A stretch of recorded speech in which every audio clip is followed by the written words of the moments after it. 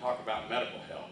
The only proof has been it was only Justin Smith that called for medical on the front end. It was only Justin Smith telling those EMTs they need to give Tyre some oxygen. It was only Justin, and I'm not saying only to the exclusion of these other men, I'm just saying that Justin Smith, who's a defendant, to be judged in his own right, Justin Smith was doing more for Tyre Nichols than the trained paramedics and EMTs there, trying to get this man some help. Not because he knew that Emmett Martin had gone off the rails and crushed this guy, head, his brain, but instead because he's a criminal suspect in their custody, and Justin Smith, the undisputed proof is, was doing everything he could for Tyre Nichols. There has been no testimony offered by the state of anyone qualified, much less someone qualified to say that any actions of, and again I'm only addressing Justin Smith, that any actions of Justin Smith were improper. In other words, beyond the scope of what they were trained to do, beyond what a police officer is supposed to do to get someone in custody. No one, Mr. Mills did not testify to anything critical of Justin Smith in his attempts to get Tyre Nichols in handcuffs. In fact, just the opposite. And so to present it, to say we are going to put this criminal case charging all these 7 charges, starting out with second-degree murder, in the jury box, when you've heard the proof, I just don't think that's, I think this is the appropriate Rule 29 case as the judge sitting as the, for lack of a better word, 13th juror, looking at the, what could a reasonable juror find, even in a light most favorable to the state.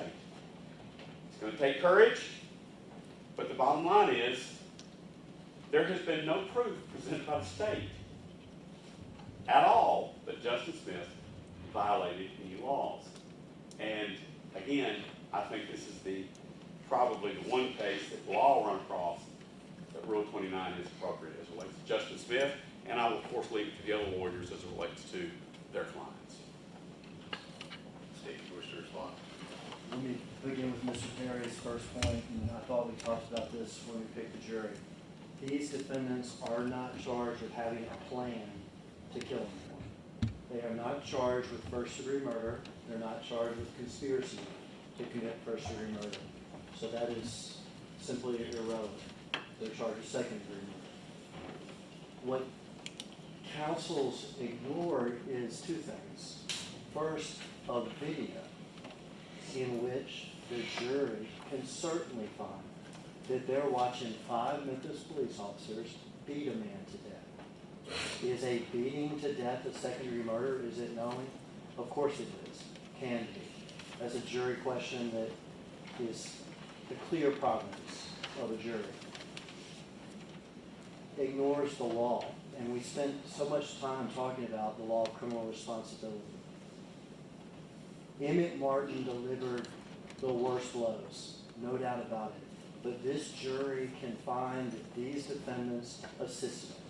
They can find that Mr. Haley, like we watched on video, nobody wants to talk about.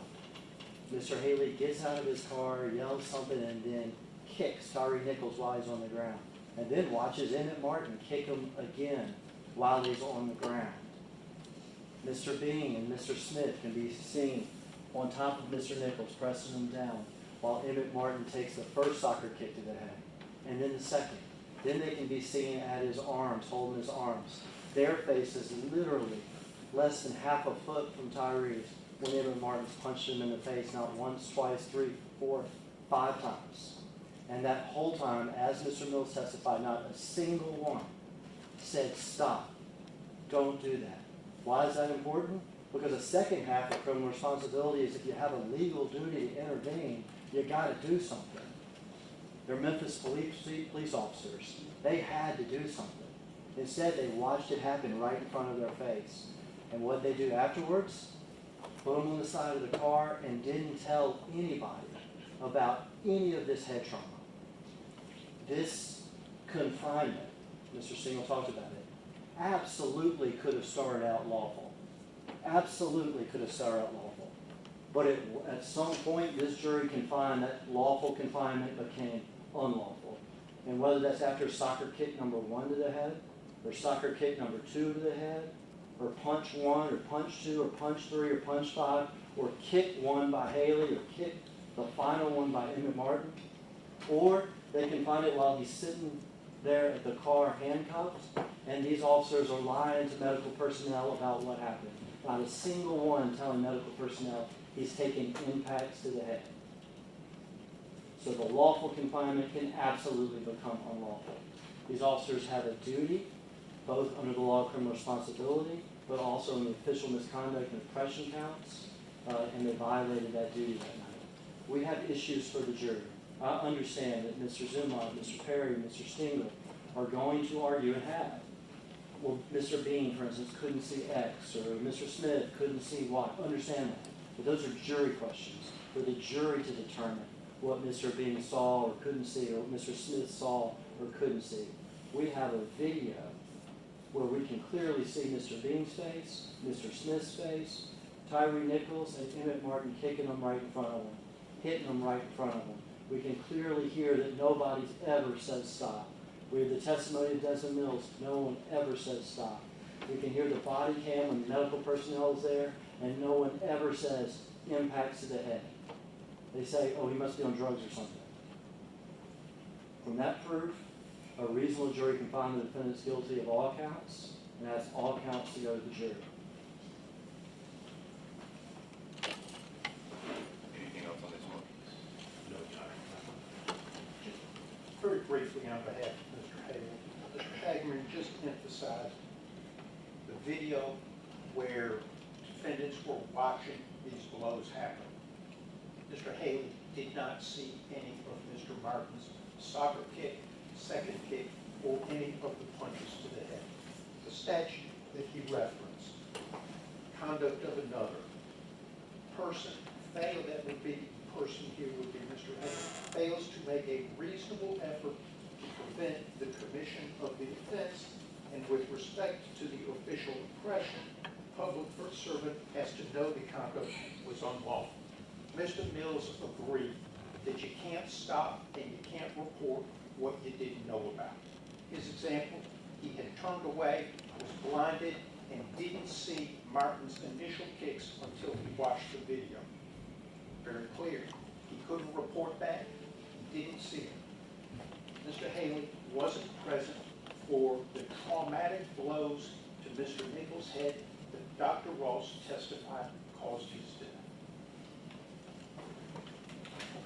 I don't have anything further, Judge. Thank you. Listening to the arguments with regard to the motions presented by each of the defendants, looking over the proof in the light most favorable to the state as required by the law. With regard to the first count of the indictment, the second-degree murder, with regard to each of the defendants, looking at the evidence in the light most favorable to the state, obviously we have heard testimony from only one person that had any information with regard to that evening, that being Mills, Mr. Mills. We've heard his testimony, and through that testimony had several videos that were presented. I know that the defense has their positions with regard to the actions that took place. Obviously, there has been arguments that's been presented by the state that are contrary to those positions. Looking at the videos, listening to the testimony of Mr. Mills, a jury could look at the videos and make determinations with regard to what the officers were doing themselves, whether they were holding Mr. Nichols down while others were striking, or whether they were effectuating an arrest. That would be a decision that the jurors make. If they make a determination based off of the videos and the testimony that Mr. Mr. Bean were holding and were aware that Mr. Martin was kicking and did not try to stop those kicks from happening. A jury could come back and come to the conclusion that those actions or inactions contributed to the death of Mr. Nichols. With regard to Mr. Haley, who came to the scene later on, and with regard to Dr. Ross's testimony, I don't believe his testimony was as pinpoint as the defense has made, as identifying the specific contacts with Mr. Nichols that contributed to his death, other than him saying that those actions were consistent with the damage that was done. There were a lot of blows that were given to Mr. Nichols, and some of those blows, or at least one, was given by Mr. Haley. I don't recall there being testimony of exactly where that kick landed. I understand that the defense's position was that it was to an arm. I don't remember that testimony coming out, but that there was a kick, and the argument that that kick was done to assist in the arrest. Looking at the video, it appears that Mr. Haley continued to attempt to assist in that arrest. It looked like he walked up and he kicked him. Mr.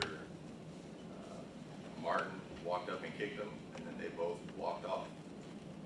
So the jury could look at those actions as contributing, as did the other actions in the death of Mr. Nichols. That would be a decision for the jury to make, to determine whether they were effectuating an arrest and continuing to do so, or whether it escalated and folks were just holding him up to be hit or taking kicks while he was being held down. So with regard to the first count, the court is going to deny the motion, allow that to go to the jury. With regard to the second count, with the aggravated assault, again, the court finds the same reasoning to allow that charge to go before the jury. The jury can ultimately make a determination on whether the facts that have been presented to them, the videos and their interpretation of the videos, or whether an arrest is being effectuated or whether these individuals were knowingly holding Mr. Nichols to allow him to be kicked or punched. With regard to the kidnapping,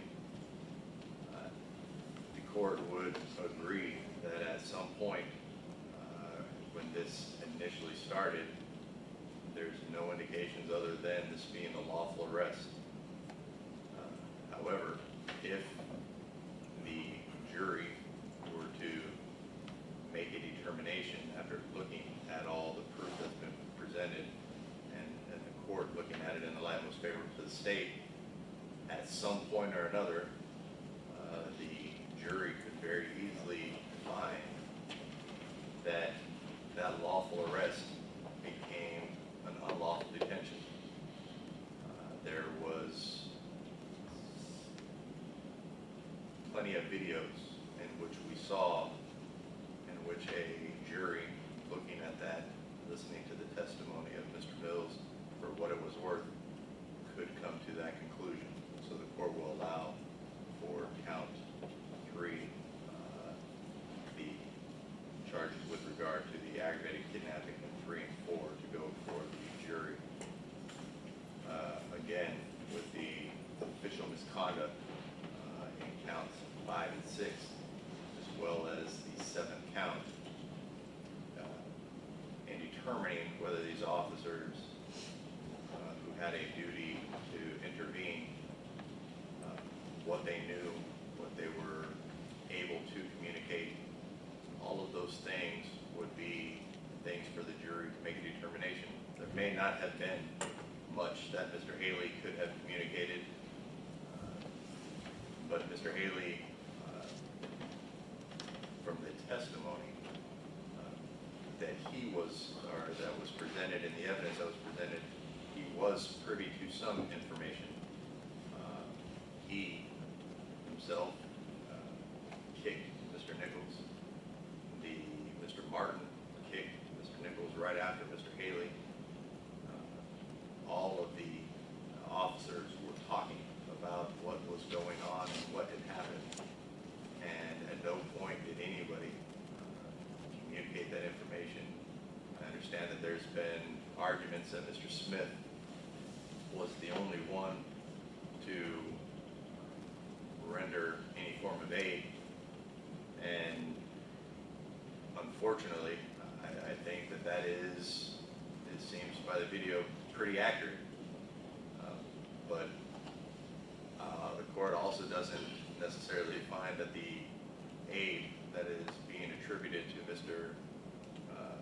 Smith was to some form of degree that it somehow erases the other lack of action that could have been taken in rendering aid and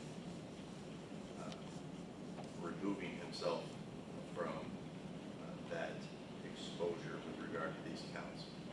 So the court, with regard to counts 5, 6, and 7, will allow those counts to go before the jury, for the jury to make a determination on the officer's actions or with the defendant's actions. At that time, the court will deny these motions. With regard to defense proof, now I understand that state's case in chief may have ended earlier than we anticipated with regard to some of these witnesses. Where are we at with defense proof? Your Honor, I think logistically, it might be, we want, I guess, get permission from the court. It's going to be difficult to keep the continuity of order. I have 2 witnesses that can be available in the morning. My expert will be, or use of force expert will be available Friday. He has to have a calibration on his on a pacemaker that was scheduled prior to this. We anticipated that it would be next week, but he'll make it up here from Jackson, Mississippi on Friday. As it relates to the 2 other witnesses, they will be available tomorrow. So it'll require a little bit of kind of out of placement as it relates to per defendant, if the court will allow that logistically. But we were just told this morning that this would be the end of the proof from the state. Our anticipation was that it was going to last all week. Mr. Stengel? What Mr. Leffler and I, we do have a handful of witnesses we do intend to call. We have spent the past couple of hours reaching out. It is our understanding that Preston Hemphill should be here at about 2:30, and we intend to put him on today. There are 2 other witnesses that as John took the bench, are still waiting to hear back from as to whether they could be here today or not. We do have a forensic pathologist who is coming in from St. Louis. She is able to be traveling this afternoon. She will be here to testify in the morning. Mr. Cameron, the use of force expert, is from California. He is definitely, he's advancing his travel. I'm unsure of exactly when he's going to be here. It might be Friday, certainly Saturday at the latest, but he is trying to advance his traveling. We could have a DNA expert tomorrow or Friday. All right. Mr. Simon? Judge, a lot of it's going to depend on whether or not we are allowed to call people out of order. Because being the 3rd defendant, I had better luck on gathering some of my witnesses that I have under subpoena to be able to come. but if we get hung up on, you know, who's presenting the evidence and when and what order, then I'm the third defendant. I'm prepared, but at the same time, I don't want to take the jury's time. So I went ahead and gathered up as many, I have gathered up enough witnesses that frankly, I probably overkill, could go late into the night. It'd be good use of our time, but we gotta get over this issue of, witnesses being out of order and being called by whomever. We don't have a problem with the witnesses being called out of order, you know, in this part. I think the continuity that needs to happen is when a witness is examined, you know, Mr. Perry, Mr. Sango, and Mr. Zuma. But to present them out of order in this with direct examination, we don't have a problem with that. Well, but I guess the ultimate issue though is if Mr. Zuma has a witness that he wants to call, Mr. Perry's not going to be the first person that's going to be And questioned. that's what I'm trying to say, I understand that. And the way this is gonna work, that'd be fine. If it's one of my witnesses and I get to put them on, then of course these guys, and then I want to be able to put my witnesses on. And so if the state doesn't have any issue with that, then we can go forward with these witnesses.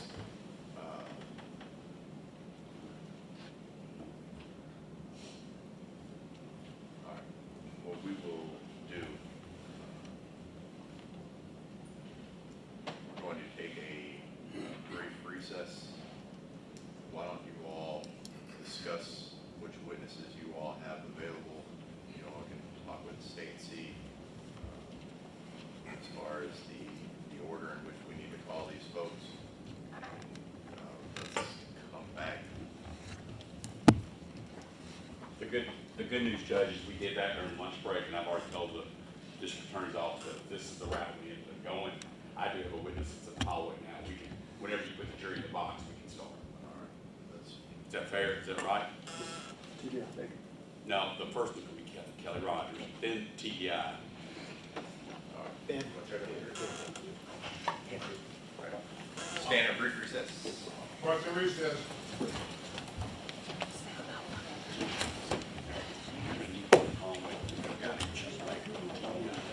She'll be my second.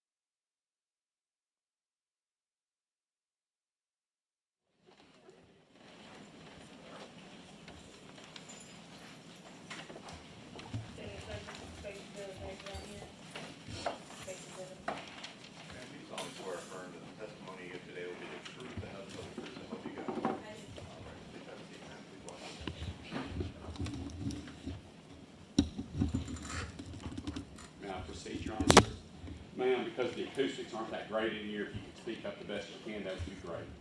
For the purpose of the record, could you please state your first and last name and spell it for the record? Kelly Rogers, Kellirogers.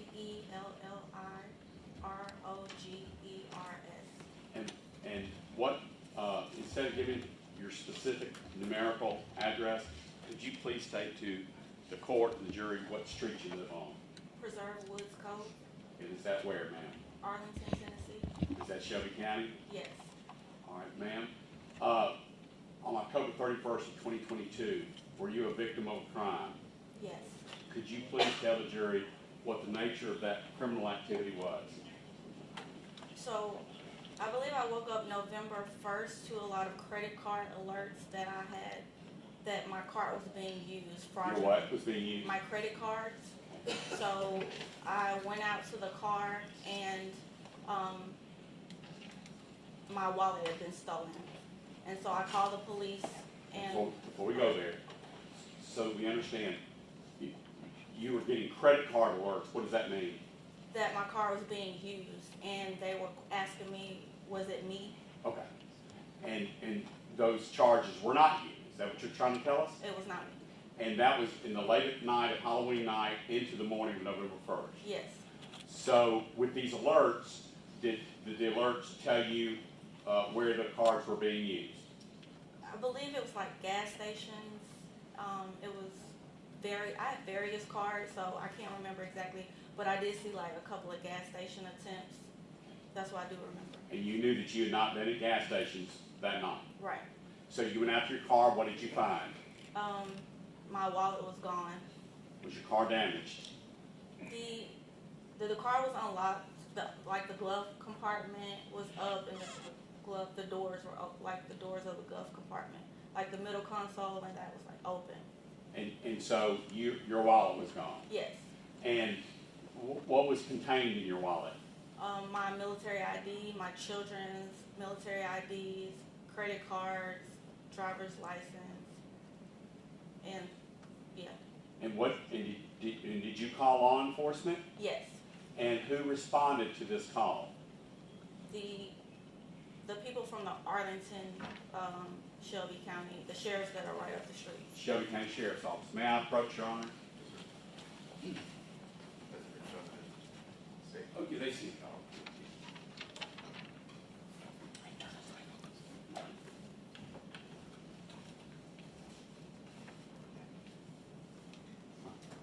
Ma'am, I've given you a copy and I've also displayed it up here for the jury.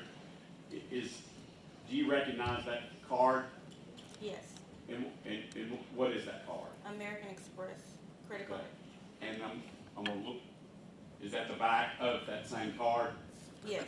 All right. And you own that card, is that right? Yes. All right. First, before I forget, I'd like the images of this card marked into evidence as the next numerical exhibit. And here's one that's not so rumpled, Judge. We'll show the front and back of this credit card, being exhibit 26.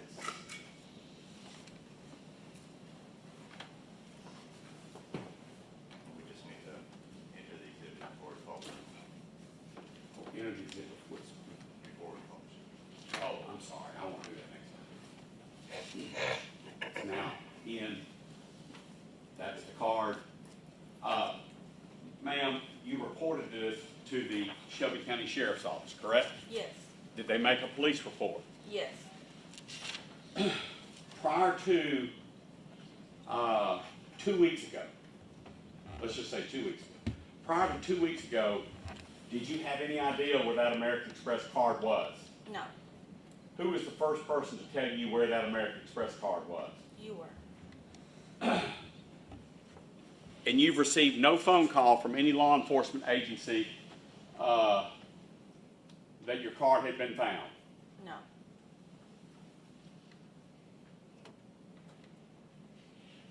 May I have a moment, Your Honor?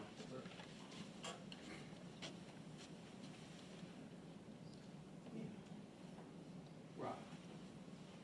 Your Honor, as far as my examination of this witness, I've concluded.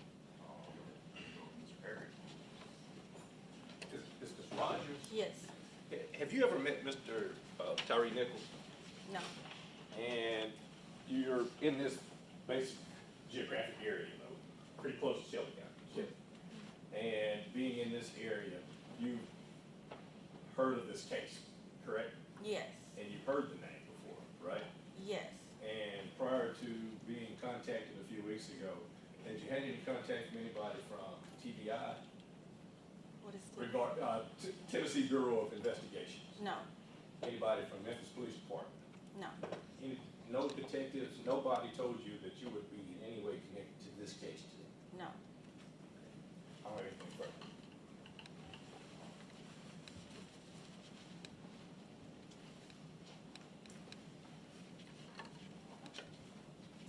Very briefly, Your Honor. Good afternoon, Ms. Rogers. Good afternoon. This American Express card that you've identified as yours, it was in your wallet that was stolen over Halloween of 2022, correct? Correct. And some of the alerts you woke up to on November 1st, 2022 were to the use of this card, correct? Yes. That's all I had for this witness. All right, statement. Absolutely nothing. All right, Mr. Rogers, those are all the questions we have right now. You can step down. Thank you, ma'am. Let's have the next witness. I'm gonna go ahead and call TBI agent Chuck Baker.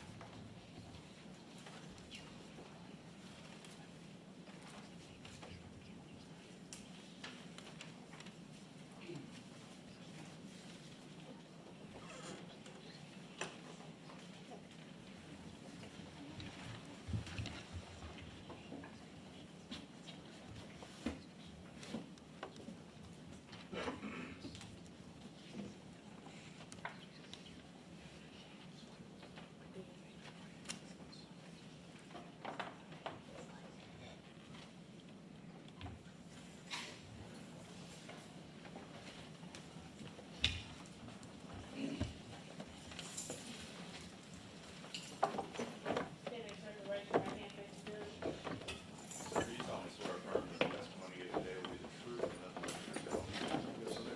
All right, let's have a seat. Thank you. All right. Mr. Dumont. Could you please state your full name and your title for the record? Charles Baker, also go by Chuck. I'm a special agent with the Tennessee Bureau of Investigation, also known as the TBI. And how long have you been a special agent for the TBI? I've been with the TBI since September of 2013. So the better part of 12 years, is that right? With the TBI, yes. And before that, what'd you do? I have been a police officer here in the area. I've been a special agent with the Department of Revenue for an old drug unit that's now been abolished, and I've also was a special agent for a railroad. All right. Now, if I slip and call you Chuck, it's because I've known you a long time, is that right? Yes, sir. All right. How many murder investigations have you conducted in your history at TBI?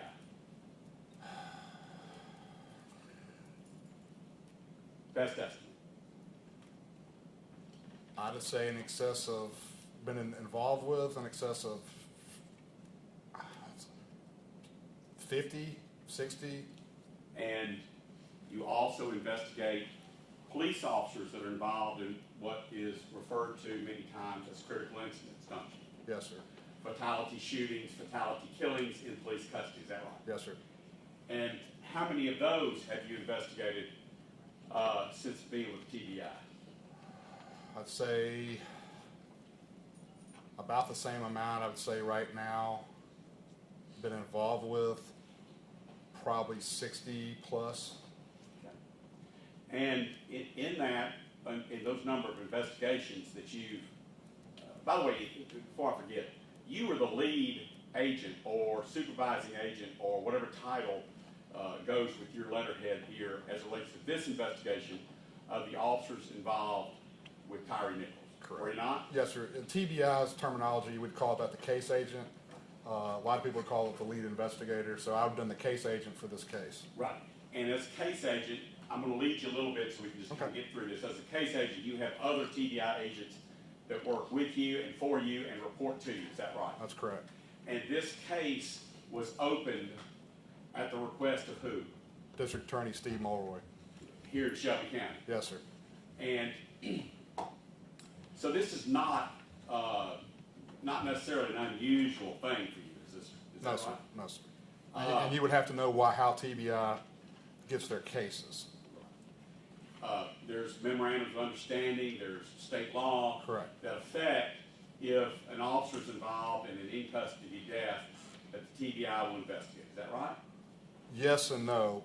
We have to still have if it's an in-custody death, we have to have an actual official request from the district attorney of that judicial district. Right. And that's what happened in this case, right? Yes, sir. And when was that request given to the TBI? By DA Mobile? It would have been given, I believe, the day after officially, or that early morning hours of the date of the incident. Would it surprise, this happened on January 7th. The original stop was around 8:30 p.m. They went to the hospital, and then would it surprise you, or were you present at Flicker Street as a TBI agent when these officers were returning to their office space? No, I was not present at the time. Were there TBI agents present? Yes, sir. Yes, sir. Reporting to you, is that right? No, sir, not at that time. I was not made the case agent till a little while later. I was actually out sick with COVID when the incident happened, and I actually came in a little bit later. But that's why. There was a TBI agent there representing the agency. Oh, absolutely. Yes, sir. That night. I believe so, yes, sir. Right. And so, as part of your preparation for testimony today, did you go back and review the case file? Yes, sir, the best I could. It's a very large case file, so. Right. And on the night in question, by the way, do the defendants normally have you come to court, or does the prosecutor normally have you come to court? Do you remember, that's, first of all, it's an improper question. I'll withdraw it. Irrelevant, and I'll withdraw it. I'll withdraw it. I issued a subpoena for you to be here, is that right? Yes, sir. All right. Now, on the night in question, when this event happened, TBI representatives were at the Flicker Street address where the Scorpion team and organized crime use it as a headquarters, is that right? I'd have to look at the actual Take your time. report. Huh? I'd have to look at the actual report to know names, who was there, times, and so on. Yeah, I won't be asking you names. I won't be asking you names, okay? What I'm asking you is, TBI was present at Flicker Street on the night of this incident, were they not? I'd have to look at the report once Take again your time to and give look. you, I don't have, you'd have to hand me a copy of the incident report. Can y'all be looking for that while I'm examining the witness?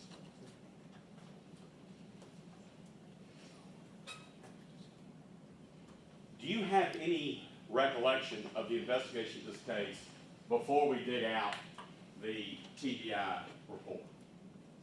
In what sense? In any sense? Well, of course, but I don't have, at that time, I was not present Right. when this happened. I was at home with COVID. All right. But the question I was going to ask you is, and I think you probably will find that it's customary in these kind of investigations, so just bear with me. Okay. The officers were photographed by TBI, is that right? From my experience, I always photograph the officers. Right. And DNA swabs were taken from the officers, is that right? In my experience, yes. And you have no information that would say that that did not happen in this case, is that correct? Not that I'm aware of.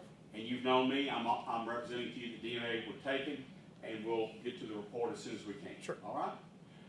Photographs were taken of the officers, DNA swabs were taken of the officers, drug analysis, urine samples were taken. Is that customary? We do not normally take urine or drug samples. That's up to the actual agency. Which would be MPD. Would it be MPD? I've never, in my personal experience, have never asked for a drug or a urine analysis involving one of my cases. Okay. And the boots of the officers and shoes of the officers were seized that night. You're aware of that, Yeah, I do aren't you? know that, yes, sir. What? Yes, sir, they were. You were aware of that. And they were taken from the officers that night for purposes of what? Testing, so those boots would have been collected, bagged, and sent to our lab, and I believe in Jackson. I'm not sure if Jackson or Nashville tested them. I'd have to look at the actual report, but they would be sent off for testing, DNA analysis, print analysis. One moment.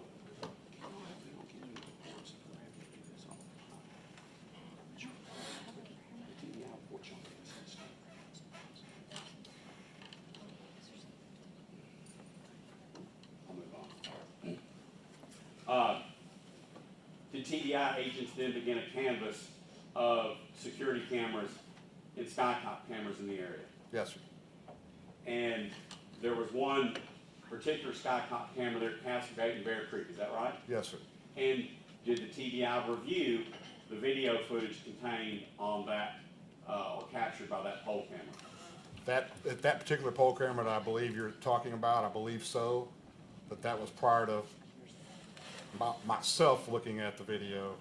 Right, now, what I'm talking about is where the actual incident occurred, Bear Creek and Castlegate. Oh, yes. So that was reviewed. You're talking about the Skycop camera? There's a Skycop camera that was right there at Bear Creek Sure. and Castlegate. Sure. Did the TDI get that from the Real-Time Crime Center? Yes, sir. As part of what? The investigation. Right, I'm trying not to lead you, because I don't Right. want to get an objection. Right. All right, so you gathered up that video. Did you gather up any other, or did your agency gather up any other video? Yes, sir. What other video? So you Best of have, your recollection. so you would have the camera you're talking about specifically, you would have other poll cameras in the area, other Skycop cameras, you would have body cameras that the officers were wearing, and I'd have to look back at the report, I'm not sure, it's in-car cameras. So we try to obtain all cameras whatsoever, including neighborhood cameras such as Ring cameras, people's personal cameras on their homes, anything we can find that we're going to try to attempt to obtain for the case. And you had to get that through NPD, is that right? No, sir. We'd have to get the cameras that are proprietary property of MPD, such as body cams, car cameras, but any of the other cameras, whether they belong to a business or an individual, we'd actually have to get those. We'd have to ask that individual or business for access to those I'll cameras. keep you focused on poll cameras. Okay. Recently, you became aware that there was a poll camera that you, as the senior case agent in this case, were not aware of. Were you not? I was not aware of it. But Until- my question was, hear me out. Recently, you learned of a second poll camera that was in your file, but that you were not aware of. Is that right? That's correct. And I'm going to call that 6705. That, I believe, was our 50, if I go back. I believe it's the report 50. You and I reviewed it telephonically together, right? Yes, sir. And what, and that video showed what? So that video showed a pole cam on a street where there were vehicles parked. It was obviously dark. You can see cars going down the street, and at one point in that video, you could see an individual walk around a vehicle, go behind it, and then go back behind another vehicle and out of the frame. And, Sound correct? yeah. And when we spoke of it, you said that you had not gotten a chance to review that video, 2 years after this incident, is that right? Correct.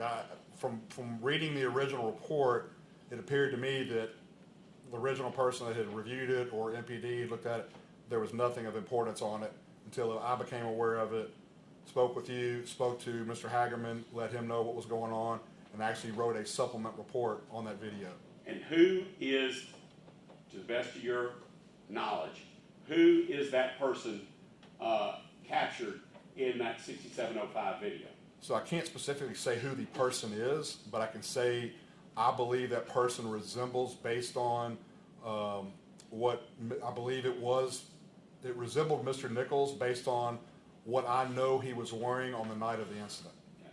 So 2 years after this happened, the lead case agent on this case was becoming aware for the first time of Tyre Nichols captured, or someone looking like Tyre Nichols was Yes. captured on 6705. Correct.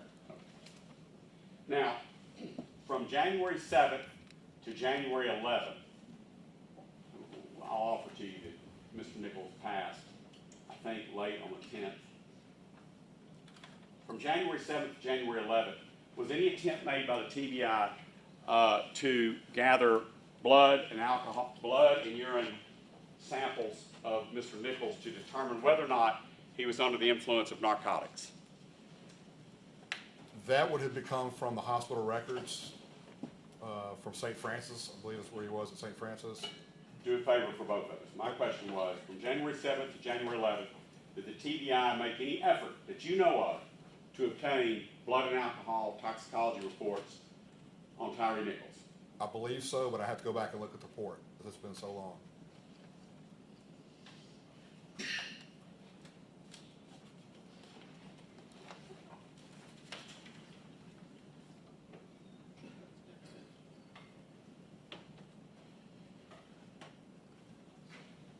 When did you come off of COVID and begin taking an active supervisory role in this investigation?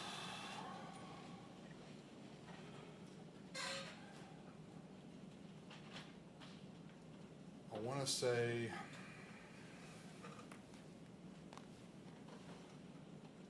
I'd have to go back to my report, but it was several days after. It was probably After what? The death? no, after the incident. I believe I was told on a weekend when I knew I was able to come back to work. Probably 5 or 6 days. It was several days. But you have reviewed the file before coming, because you received your subpoena to come testify at trial. Oh yeah. You've reviewed the file. To the best of my ability, because it's a very large file. So it's hard to memorize everything. Nobody's asking to memorize, okay? Were you aware, or were the TBI agents aware, that on the night in question, 5 or more narcotics-trained officers suspected that Tyre Nichols was under the influence of heavy narcotics? I have no idea about that. You had no idea about that. Trained narcotics officers? Did you have any idea, or did the TBI have any idea, that officers felt Tyre Nichols was under the influence of narcotics? I can't tell you how they felt because I wasn't there. I don't know. Did TBI agents review the body cams of the officers involved? Yes, When did that happen? at different times because there's so many body cams, so many cameras. Each report would tell me exactly when and what agent reviewed that particular body cam. There's several body cams. There's so many of them that they were assigned to different agents to review. On the night in question, No, not on the night in question, but that would have been later on. you know, let me get my, I'm trying on to the night in answer. question, were TBI agents on scene at Flickr reviewing body cams? I can't answer that. I don't know. I was not there. That's not contained anywhere in the investigation file? I'd have to look at the file again, but I was not there. And I can't tell you how anyone felt or what they saw. Are you familiar with the search warrant that was issued by you on Tyre Nichols' car's contents? Yes. So are you familiar with that without the necessity of seeing a report? Yes, but if you want me to tell you what the exact contents were, I have to see the report. Maybe these will stand out to you. Okay. Were illegal drugs found in that car? Yes, sir. Were mushrooms found in that car? Yes, sir. And that mushrooms are commonly referred to as psilocybin. Is that right? Psilocybin, correct. And psilocybin is a Schedule I hallucinogenic narcotic. Right or wrong? You're correct. Were any personal property, such as credit cards, debit cards, photo IDs, without the name Tyre Nichols on it, found in that car? Yes, sir. What was done with those credit cards, debit cards, and photo IDs? Those would have just been kept as evidence of anything found in the car. While I may not have the thousands of page reports, I do have a letter. Did you coordinate with MPD and Mr. Hagerman to return Mr. Nichols' car and contents to him? Yes. Or to his family? Yes, sir. Okay, so I don't need to look. So is that customary to return evidence to a family member, Yes. including credit cards in someone else's name? If the district attorney asks me to do it, we do it. So in this case, were you asked by the district attorney's office to return the credit cards that were found in that car? I was just asked to return the vehicle and the contents to the Nichols family. But the contents included credit cards, debit cards, and photo IDs of other people. And so I'm just asking, was that your decision or was it the DA's decision? That would be the DA's decision. So if we have someone that came in here and said her American Express card, Kelly Rogers, said that her American Express card was stolen on the night of the 31st, and a police report of 2022, by the way, October 31st, 2022, and a police report had been filed on that American Express card and her military ID cards, and yet they were found by your agents as contents in Tyre Nichols' car. Can you explain or justify how that card was given to the Nichols family? So like I told you earlier, the TBIs requested to work certain crimes. In this case, we were requested to work a case of, at the time, an aggravated assault, which turned into a homicide. There was nowhere in that request from the DA's office to work any stolen credit cards, anything like that. And in our normal case of business, we would not do that because for us, it had nothing to do with the case we were requested to work by the district attorney's office. Okay, maybe I'll stumble upon something. You were asked to investigate an aggravated assault charge. An aggravated assault of who? That may sound like a dumb question, but an aggravated assault on whom? On Mr. Nichols.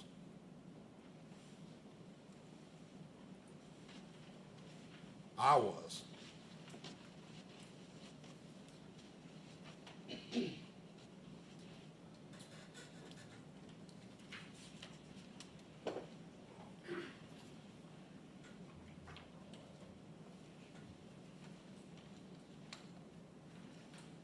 As the case agent in charge of this investigation, did it cross your mind at any point, when you got back from COVID or whatever, to get original blood and urine from Tyre Nichols in order to run toxicology screens?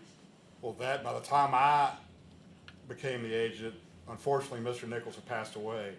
Therefore, we would have gotten the blood samples from the medical examiner's office. All right. Because they do a full tox screen. And had you not been out on COVID, as part of investigating this case fully, would have you requested, by way of a search warrant, blood and urine of Tyre Nichols while he was alive? While he was alive, I would have always, well, let me to answer your question, I would have requested the medical records from St. Francis, which would have contained a toxicology report. They had to do blood work for their treatment. That's where I would have gotten those records. Therefore, I would have issued a subpoena to St. Francis for all medical records for the treatment of Tyre Nichols. I'm going to pass to you, one moment, Judge, if you don't mind.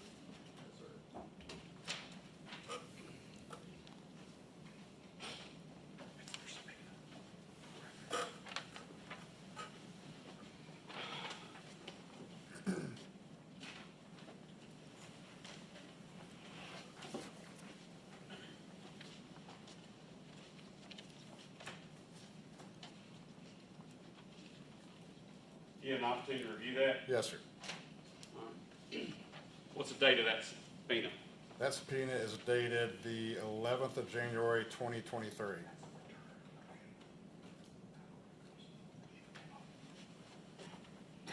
No. Pass this to you. Look this document over and see if you recognize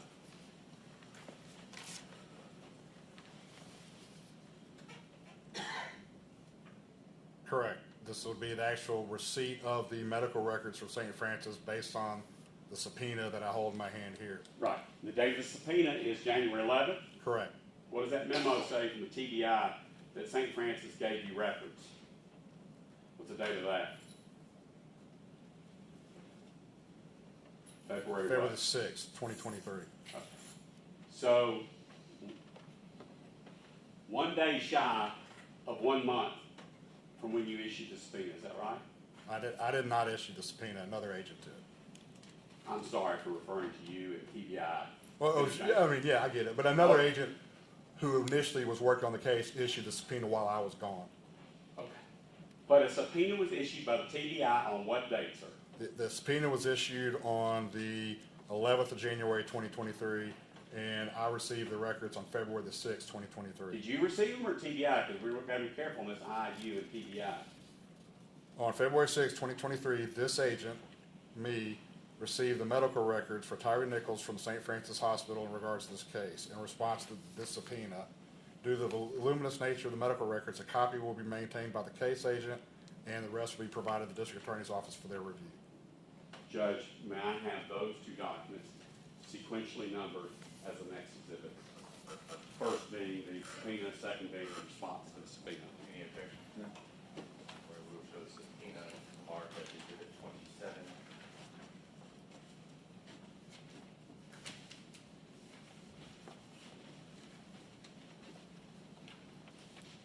We will show the subpoena return as exhibit 28.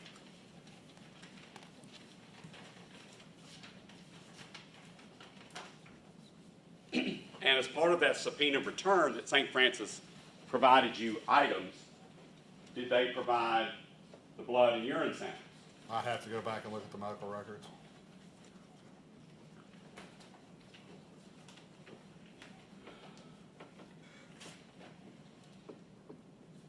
Would you agree with me that, let's see if I can do it this way. How many agents did you have from the TBI Jackson office, or any office of TBI, working the Tyre Nichols case while you were out on COVID?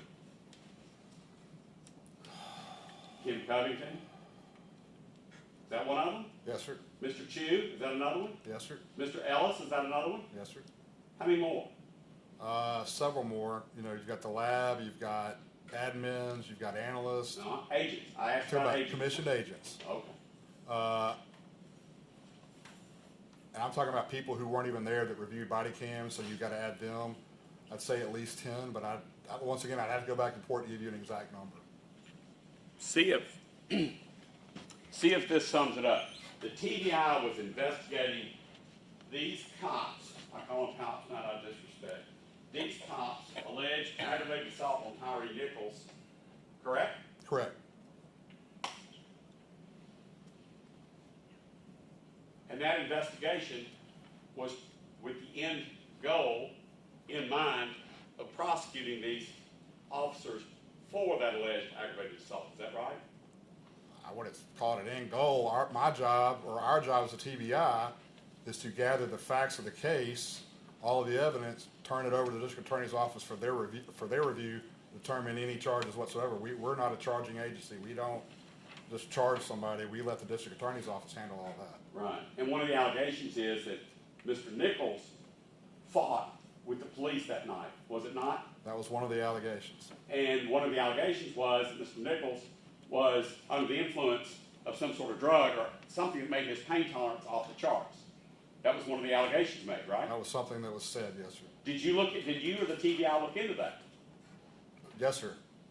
But based on our review of video footage and based on everything else, it appeared to us that didn't occur. Okay. One moment, John. Yes, sir.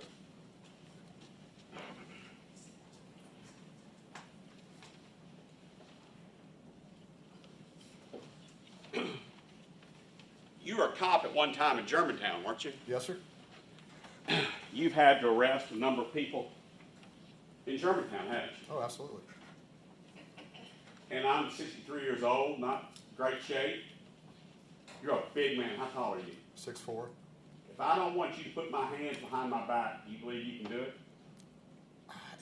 Everybody's different. I've learned that from the smallest guy, you would think you couldn't, to the biggest guy. I mean, everybody's different. Right. But if a suspect, one suspect, Okay. and only one officer, doesn't want his hands cuffed, how much of a fight is it? It's always a fight. Oh. That's all I have. All right. Very swiftly. Special Agent Baker, Yes, sir.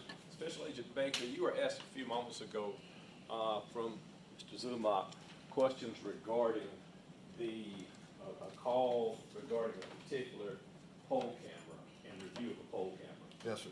And I think you were asked questions regarding review of 6705 Ross Ridge. Ross Ridge, which I refer to, I believe, was our number 50 Our- initially. Our number 50. Did you review all of the videos at any particular point? Did I review all the videos? All videos that were submitted to you? No, I did not. All right, who reviewed most of the videos that would have been submitted? So each video submitted is reviewed by an agent. So say you asked me about a body camera for a particular officer, there'd be a certain agent who will review that, summarize it, and also provide a report for that. Okay. Now, you were asked specific questions regarding Mr. Nichols and whether or not during the course of your investigation you paid any attention to the conduct of Mr. Nichols, correct? Correct. And the conduct of Mr. Nichols, both at the time prior to being pulled over, would have been of importance, correct, to your investigation? Sure. Absolutely. In other words, information regarding whether or not he was driving and the distance of driving, et cetera, those things were a part of your investigation file. They're part of the investigation, but And I understand the focus. let me finish. Just Yes, sir. so we would look at the whole case, but our job was to ask to look at the actual assault. So obviously we would look at that and see what led to it, but that was not the end goal of the investigation. Right. Information regarding what led to it, though, would be important to your investigation. Sure. Information regarding what Mr. Nichols was doing in relations to trying to actively resist, would that have been important to your investigation? It would have been part of the case.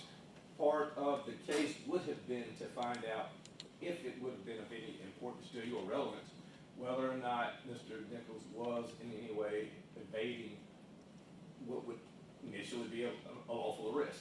Sure. And you were shown that 6705 Ross Ridge, that was pointed out to you a few weeks ago or a month or so ago. It's been a little, I think back in February, I believe. March, February, somewhere around there. And to be clear, that pointing out to you, that didn't come from MPD or No, Memphis sir. Police Department. No, sir.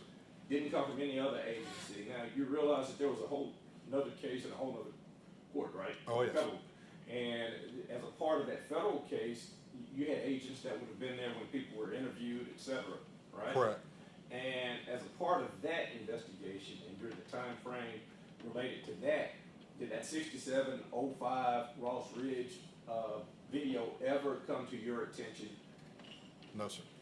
Did it ever come to your attention that it needed to be a part of a supplement? Once I was aware of the video and what I observed in the video, I mean, obviously, Mr. Zumach told me about the video. Not that I don't believe Mr. Zumach, but I still want to see it with my own eyes. Once I saw that with my own eyes, I contacted Mr. Hagerman. I said, hey, this is an issue. I need to do a supplemental report because it needs to be, that's the right thing to do. Right, and just stepping back a little bit now, I don't know you like Mr. Zumach, right? Y'all have known each other over the years, as was stated earlier, correct? Sure.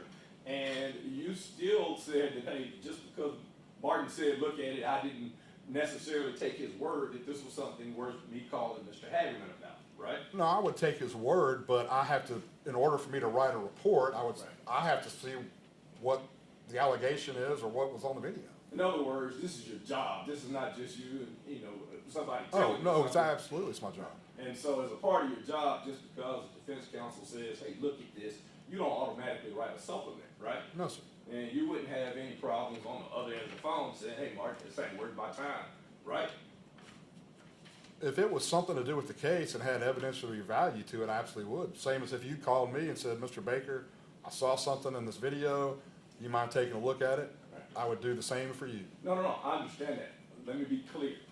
You, because you looked at it, thought it was important enough, just like you just said, Right, to have written a supplement absolutely, regarding it. absolutely. And in that video, you said that you remember looking at the person walking behind cars, right? Correct, Walking in between cars, right? correct. Did you make a note in your file regarding a particular point in the video where there seemed to have been something that looked different about the condition of the vehicle or the back of a vehicle after Mr. Nichols walked off of the screen in the video. So the condition of a parked vehicle There was or a parked vehicle vehicle. driving by? Let me ask you this way. Do you remember the vehicles and the locations of the vehicles in the video? Yes, And there appeared to be at least 2 different vehicles. correct. Those vehicles did not appear to move during the course of the video. They appear to be stationary parked. Right, and it appeared that Mr. Nichols walked at first to the front of the vehicle that would have been the eastmost facing. I don't know if you would know the directions. Right, so they've been pointing east. Right, and there was a vehicle that would have been the eastmost facing vehicle, the one Correct. that was in front. Correct, He walks to the front, Correct. correct? Then he walks to the middle of the two vehicles. of the two vehicles. Right? The void in between the two. Right, and then he eventually walks off screen west of the vehicle. Correct. When he walks west, does the condition of that westmost facing vehicle, the rear end of that vehicle, does it appear to have an instrument placed at the bottom of it? So I reviewed that video, and I know where you're going with this, and let me give you my view on that. So when he walks off back to the west, you can actually see a lighting change. And I believe that to be like a ring camera or a motion type camera or light, I'm sorry, that went off. That light caused a reflection that looks like an object, because once that light goes off, it disappears. So once you look at that video, it's a glare, not an object. That would have been a good premise, but we got the video, Right. and I'm not sure. And I could be happy to show you. Yeah, you were trying. It's in evidence. Right, it's just an evidence, I don't remember the exact number, but it was already remarked. Yeah, back here.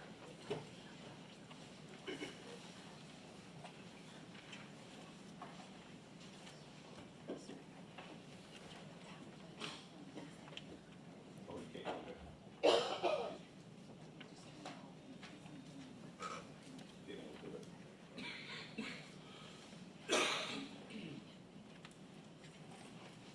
Or he's getting that connected. Can I have the attorney's report? Yes.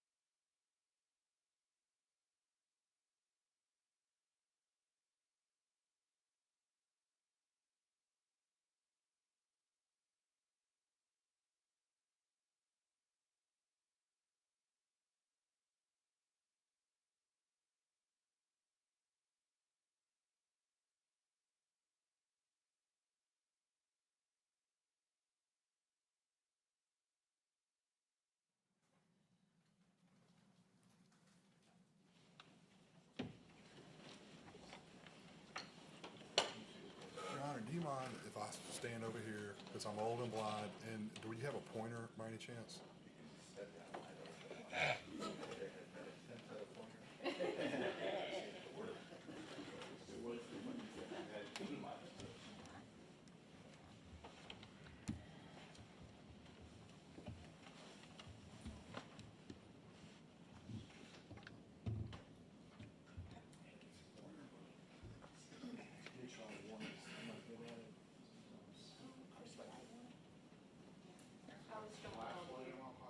It's too wide.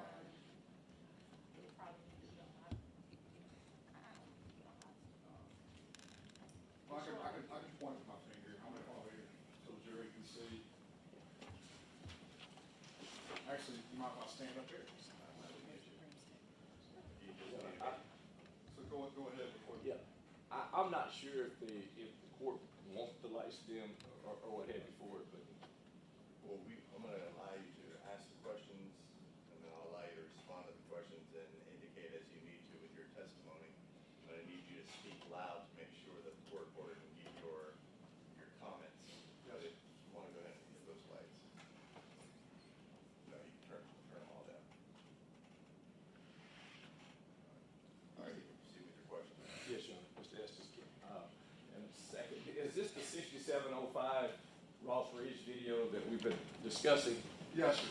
And did you ever go out on that street yourself? I did not go out on that street. All right.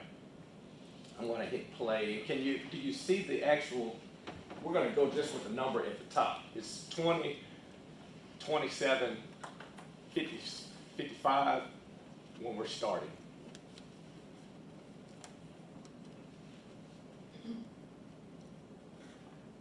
And I'm going to ask that you tell us to stop when you first see Mr. Nichols. Or the suspect. The person who I believe to be Mr. Nichols. Yes, sir.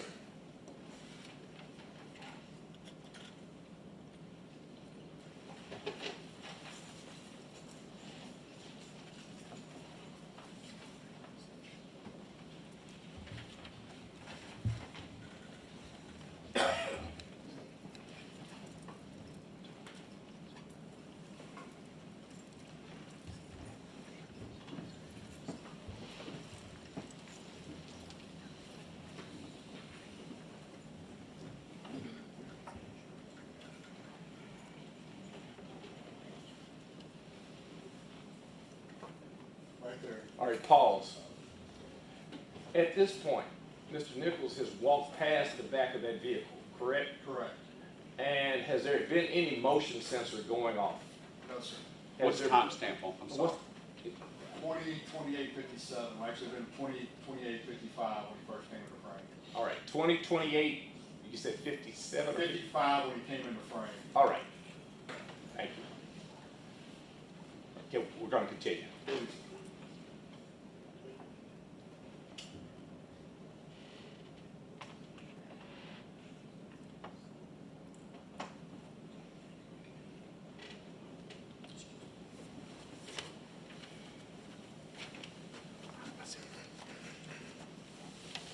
Pause. Can you give me the timestamp at the top, please? 20:29:17. All right, there's a vehicle that just drove past, is that correct? Yes, sir. Do you see any motion sensor apparently having gone off, No, sir. being triggered? No, sir. Play.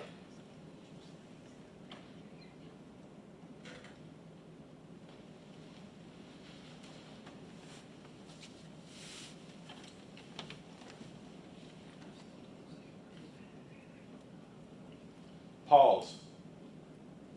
Can you read that timestamp? 20:29:33. Right.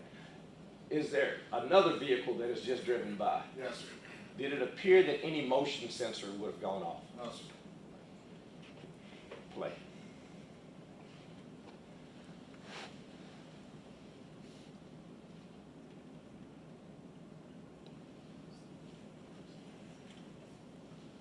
Do you see Mr. Nichols again?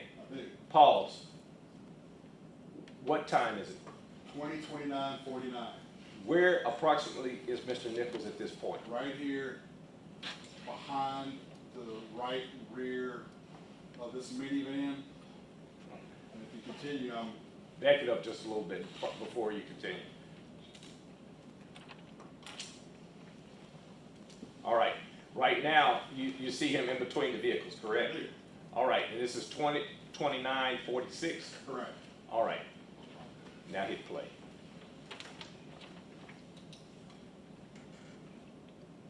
Boom. Stop. 20:29:53. That's where we have this, I believe, light come on. Here. Keep going, please. Hold on. Pause. Pause again. You point to where you say you see a light come on. You're going to have to go back about 2 seconds. All right. All right, now hit play again, you're going to see something pop on. Channel let it play.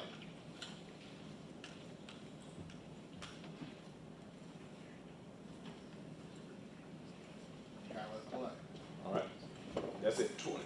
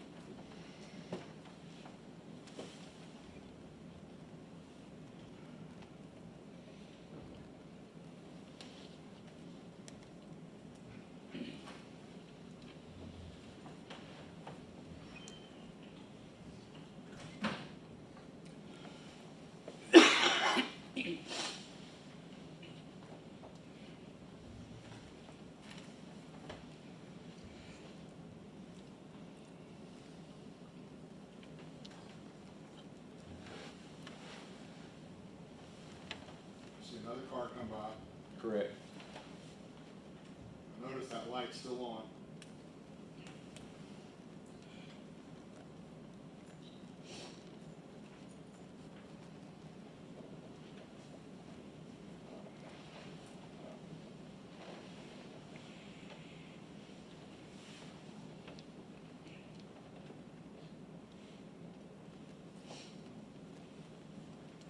I see another car come this way, right there. Right.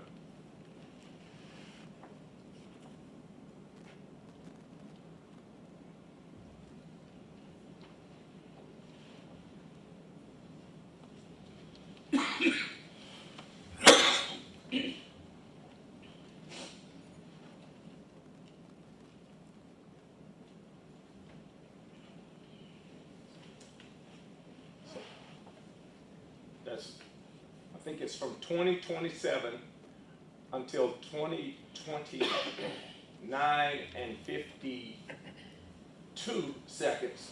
Correct. You do not see a light at the lower portion of the vehicle, correct? Correct.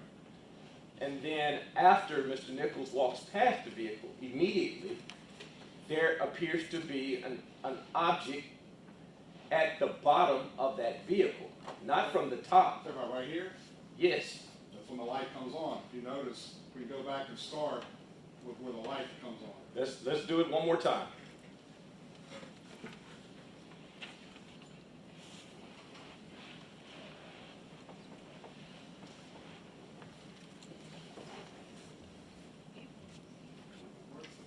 What time does the light come on? 2029:53. Can we not just get close up to the, And what we're gonna do is stop at 2029:51, just to give you that second. Fast forward to that Can't, I'm just scared. all right, go back. Okay, the light comes on. Go back 10 seconds. And I want you to keep your eye focused right here. Once that car passes, and when this light comes on, when he walks by and gets over here, possibly up in this yard, I want you to keep your eye focused right there when that light pops on. Not the car light.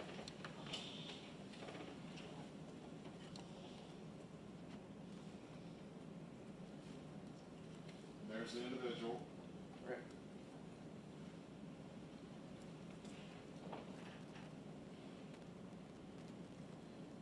Stop it on 51. He's Stop going right off the now. light. There you go. Right. That light comes on, that right there pops on.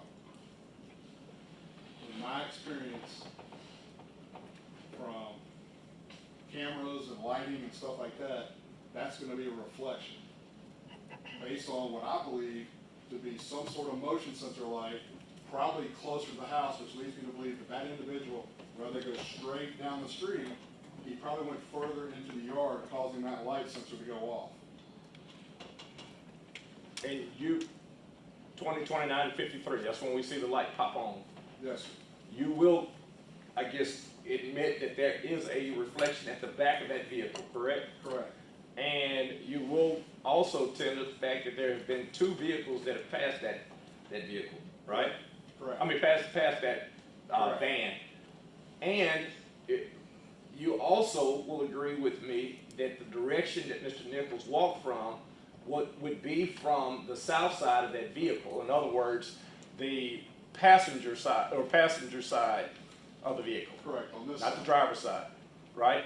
But I don't know where he went once he went there. He could have gone that way, he could have come this way, I don't know, because the camera doesn't show us. But you do see a dot at the back of that vehicle, yes or no? I do. And you can cut the light on and you can go back to your seat if you like, at this point.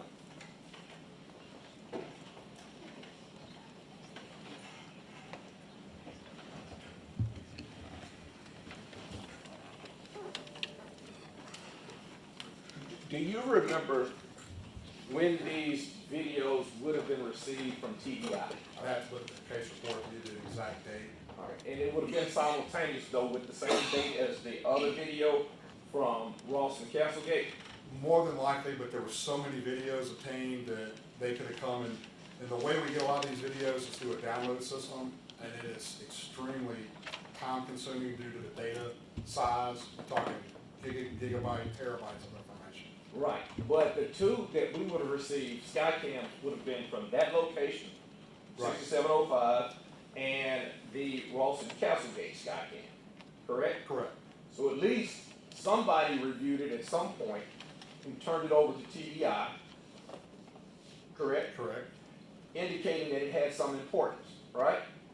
Well, they would turn over every single video obtained, not necessarily that they're reported or not, but any video whatsoever that they would have had of the general area, they would have turned over to us. The ones that we would have received in discovery would have been these two. Is that fair? Oh, yes. From your case file?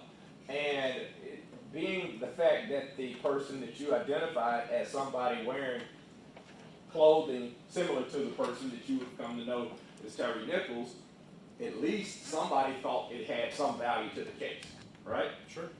And according to your case file, did anybody go out to see if there was a motion sensor in that yard? Not to my knowledge, Mr. To your knowledge, did anybody go out on the next day to look around and canvass what was left out there? No, sir, not to my knowledge. And your file to this date has nothing about anybody getting any information from the houses in that particular area about a motion sensor, about whether or not at 2029-52 there was an instrumentality, dope, other credit cards, anything left at the back of that vehicle. No, sir. All right.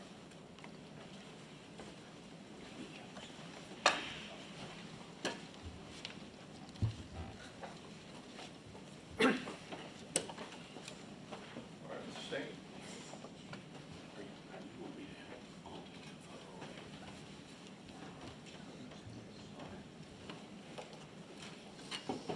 Good afternoon, Agent Becker.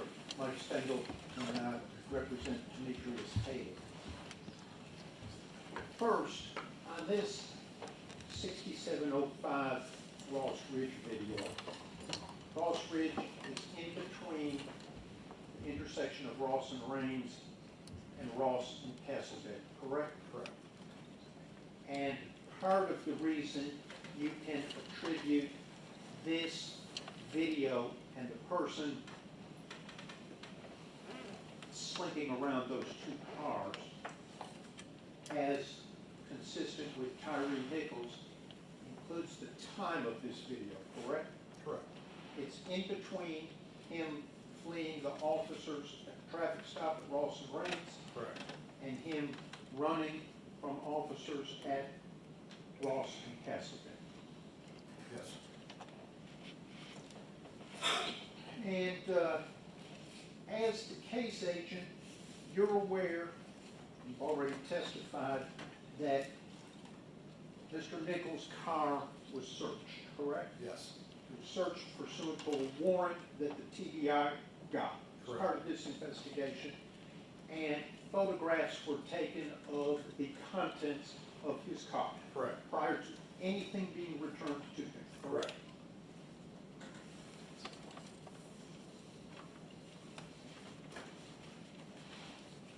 I'm going to show you 8 or 9 pictures and ask if you recognize them as some of the pictures. There were. Sure.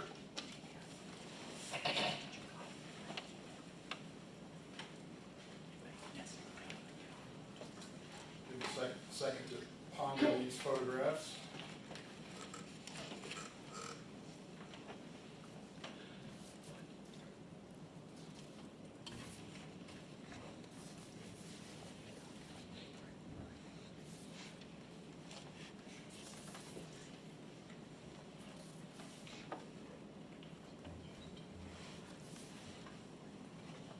Sure, these were, I believe, things that were photographed from the contents of the vehicle. Okay, those are photographs that were taken from the content of, some of the contents of the vehicle during the search by TDI agents. Sure. Correct. You want me back? Your Honor, I've asked that those be marked as the next numbered exhibit.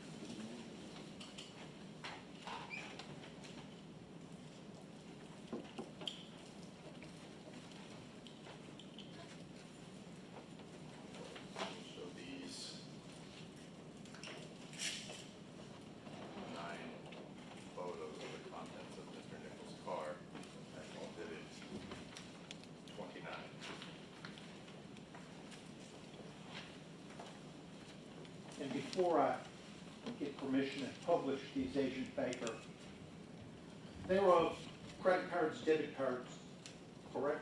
Yes. That were found in the car. And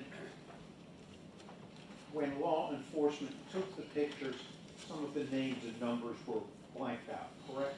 I believe so, yes. If I may publish that. Is this a photograph of a Visa commercial card that was in Mr. Nichols' car when it was searched? I believe so, yes, sir. This is the back. Yes, sir. Here is another picture of a credit card that was in his vehicle when it was searched, correct? Correct. A picture of the back of that Yes, car. yes.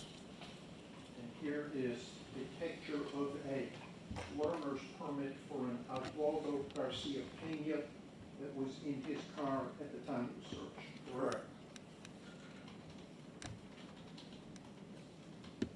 Picture of the back of that learner's permit, correct? Sure. The picture of a Twist debit card that was in his vehicle at the time, correct? Correct. And a picture of a back of a MasterCard that was in his vehicle, correct? Correct. And a picture of a high school ID for a Jordan Riley that was in his car at the time of the search, correct? Correct. And to your knowledge, those documents were returned to the Nichols family as part of the contents of his car, I correct? believe so, yes, sir. Now, you also testified that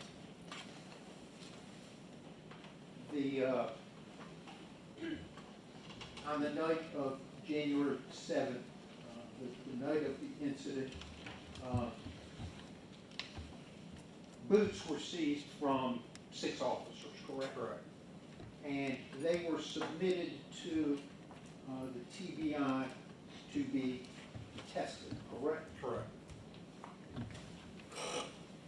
And you, as the lead case agent, received a report, forensic biology report, is that it? That's correct.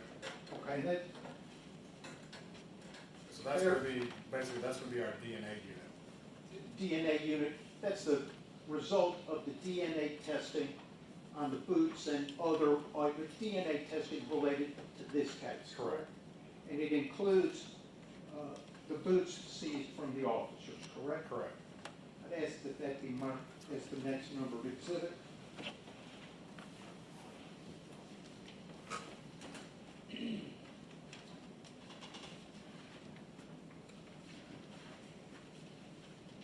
All right, we'll show the TBI forensic biology report, 7 pages, as exhibit 30.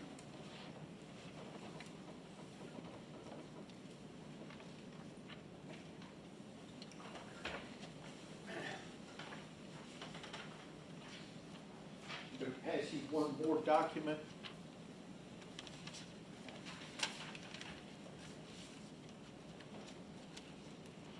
You testified that there were psilocybin mushrooms seized from during the search of Mr. Nichols' car, correct? Yes, sir. And of course, that being a Schedule I narcotic, it was not returned as contents to the family, was it? No, sir. It was seized and sent off for testing, Yes. correct? And you, as the case agent, received a report on the testing of those items submitted, correct? Yes, sir. And in addition to the mushroom, there was also some plant material and paraphernalia sent for testing, correct? It was. And that's a report from those items sent for testing. Yes, sir. And it confirms that seized from his car during the search was plant material containing psilocybin, the mushroom, Well, let me read you what exactly was sent, so we're all on the same page. So there were 4 items sent. The mushroom material, charred residue, plant material residue, burnt substance. Item 12A was the mushroom material. That was a positive for psilocybin, I have the worst time pronouncing that, 1.77 grams. Okay. 13A, which is a charred residue, that tested positive for delta-9, which is basically a cannabinoid marijuana. 13B, plant material residue, that also tested positive for cannabis. And then 14A, the burnt substance, was 0.06 grams, and that testified positive for cannabinoid. Let's get that be marked for next month.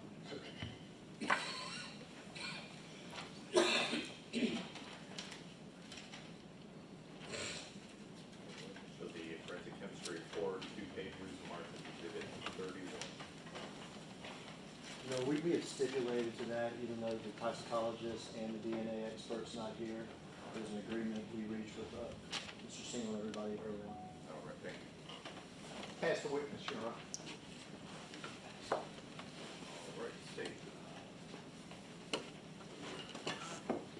All right, first, we told you a couple days ago that the air conditioner was out of here, didn't we? You did, and I'm very thankful for, I'm I not. know the jurors are thankful as well. They don't know how thankful, because I'm not gonna tell them what you threatened to wear if the air conditioner was off. Right, well, they don't want to know. So that we keep secret, okay? This started, you said, as a aggravated assault case, is that right? Yes, sir. Can you explain why? Well, initially, when you have a case like this, a lot of times the actual aggravated assault would be like in an officer-involved shooting or a lot of custody deaths. The actual aggravated assault victim would be the actual law enforcement officer. In this case, it turned out to be the opposite, where the victim of this was the victim of an aggravated assault. But you hear the victim wasn't law enforcement officer. Correct. Were the suspects law enforcement officers? Yes, sir. And why did it start out aggravated assault versus murder? Because Mr. Nichols, at that point, was still alive. When he died, did it become murder? Became a murder investigation once he passed. Now, when law enforcement officers, MPD officers, are suspects in criminal cases, does MPD investigate that? A lot of times they do.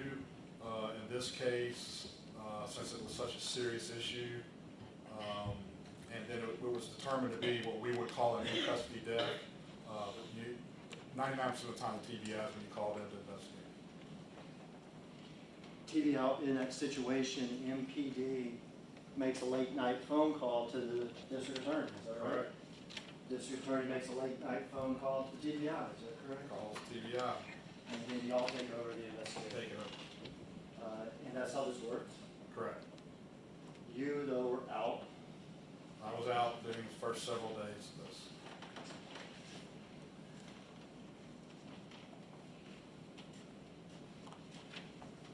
There's another, I don't want to say law enforcement, but there's another agency involved in this investigation. Now, let me see what I mean.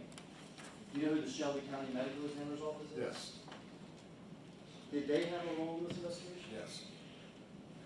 In fact, during the course of this investigation, in the very first few days, were TBI agents, including yourself, in contact with the Shelby County Medical Examiner's Office? Yes. Mr. Zumach asked about hospital records, Correct. right? TBI subpoenaed hospital records. Correct.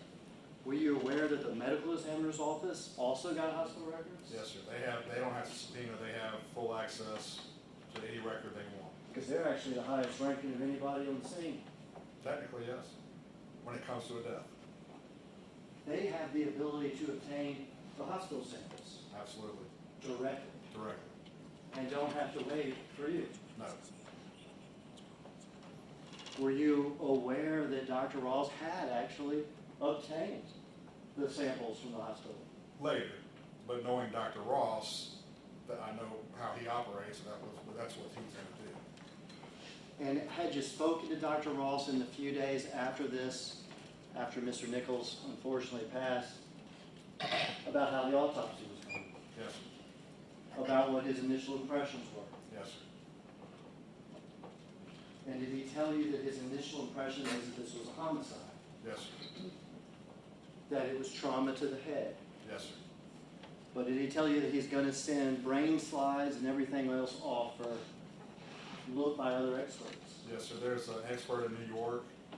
We have particularly unfortunate cases like this that they will send off, and I apologize to the family and attendants, but they take brain slices and they send those off to a pathologist who specializes in that field in order to do a further study that the MD's office here can't, won't say can't handle, but it's a much more comprehensive exam.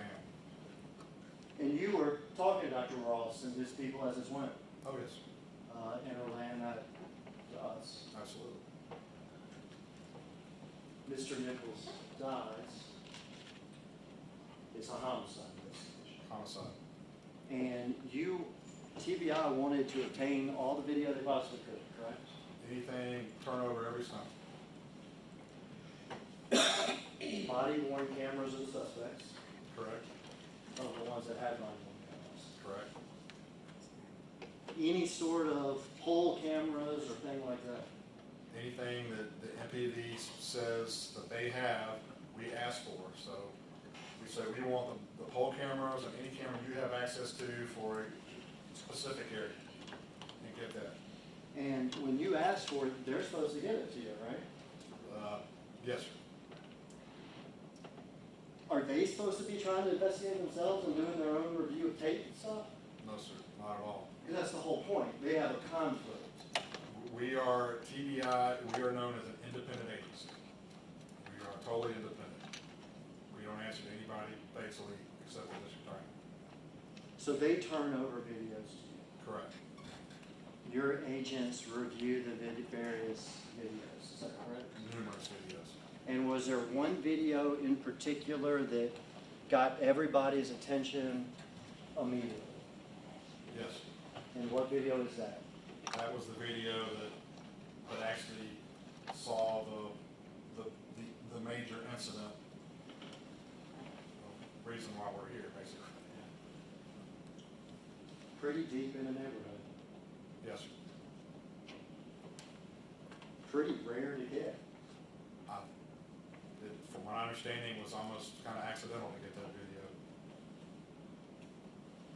Once you saw that video, were you still interested in investigating?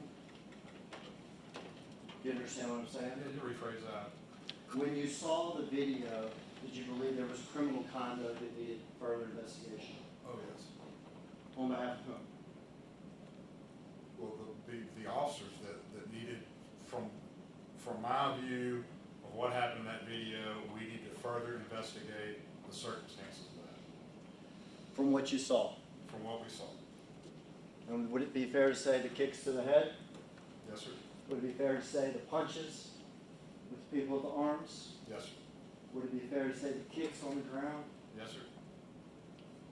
Would it be fair to say what was not told to medical personnel? Yes, sir.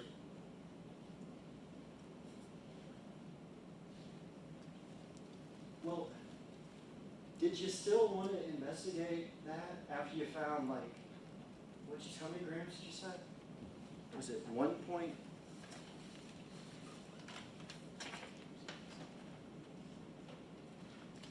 1.77 grams of mushroom material? Did you still want to investigate that after you found 1.77 grams of mushroom material in his car? Specifically in the trunk, so no. In the trunk. Right. So you find 1.77 grams of mushrooms here in the trunk, and y'all say, hey, he had some mushrooms in his car, let's forget this whole thing. That's not how we operate. Is that how anybody operates? Not to my knowledge. When y'all found some gift cards and debit cards and a credit card and a school ID or whatever in his car, at that point, did you say, let's just not investigate this? No, sir, because honestly, the cards that actually we just saw, to me, look like gift cards. I don't know whose those are, I assume they were his. The ID, I don't know if it's stolen, I don't know if it was a friend, if it was left in the car, but to me, it had no direct bearing on what I was asked to investigate. Yeah, and let's assume they are stolen. If let's say there's some stolen cards in his car, let's say that. Say if they would say everything in that car was stolen, it still has, to me, no bearing on the seriousness of the case I was asked to investigate. I was not asked to investigate stolen credit cards or contents of the vehicle. Because you have a little bit of mushroom material in your car, what happens next to you is still a crime, right? Yes, sir. Because you have some cards, gift cards, or credit cards, whatever you want to assume they are in your car, what happens next to you is still a crime, right? Correct. And if I'm right, y'all found this, obviously, after all this happened, correct? Yes, sir. These police officers here on trial and the other two, they hadn't found it. No, sir. They didn't even know about it. No, sir. So is it fair to say that what happened on that poll cam, the surprise, the coincidence, the luck of catching that, has nothing to do with the mushroom material in the car, the cards in the car, or anything else these officers didn't even know about? No, sir. So you just keep investigating. No, sir.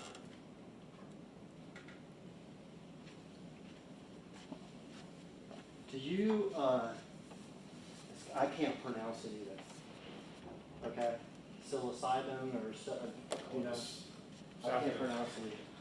But you know it's mushrooms, is what Right. people, you know, call it. Psychedelic. Yeah, it's like a recreational drug that people take, and maybe it's a, Objection, Your Honor, he's testifying, we've gone far afield when it comes to leading. Objection, leading, testifying. Well, this is cross-examination, so I'll allow for the leading questions, but I'll go ahead and just ask the question. is it some type of recreational hallucinogen, like something like that? Oh, yes. And let me pass you this picture here. What's that there?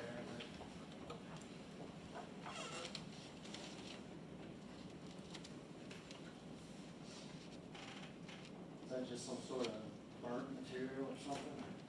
Is that the mushroom that we're talking about? I don't know what that is. Yeah, because it's just hard to say. Right. Because 1.7 grams is how much of something? I mean, I think a dollar bill weighs a gram.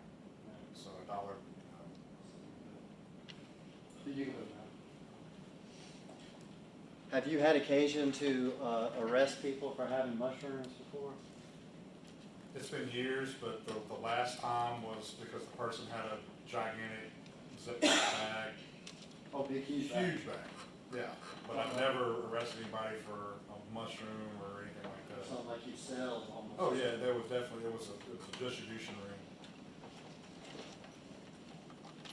The guy with the gigantic bag of all those mushrooms, did he have superhuman strength? Oh, a little bitty guy. Your experience, have you ever found mushroom use associated with superhuman strength? Not to my, from my experience, not. It's a psychedelic. Correct. You ever found marijuana associated with superhuman strength? Yeah, I'm not going to predict his qualifications. He's not qualified as an expert in any of these areas. He can testify to his experience, but he's not a pathologist. He's not been attended by this person as any sort of pharmacologist. He doesn't have any sort of testimony to, or any sort of credentials that we can rely on, pharmacokinetics, nothing along those lines. He's not testifying. He's not testified as an expert. I'll withdraw that and lay a foundation. Have you arrested people with marijuana before? Yes, sir. Over Memphis, huh? Yes, sir. You arrested people under the influence of marijuana before? Yes, sir. Have you found those people that have superhuman strength? Not one time, very peaceful.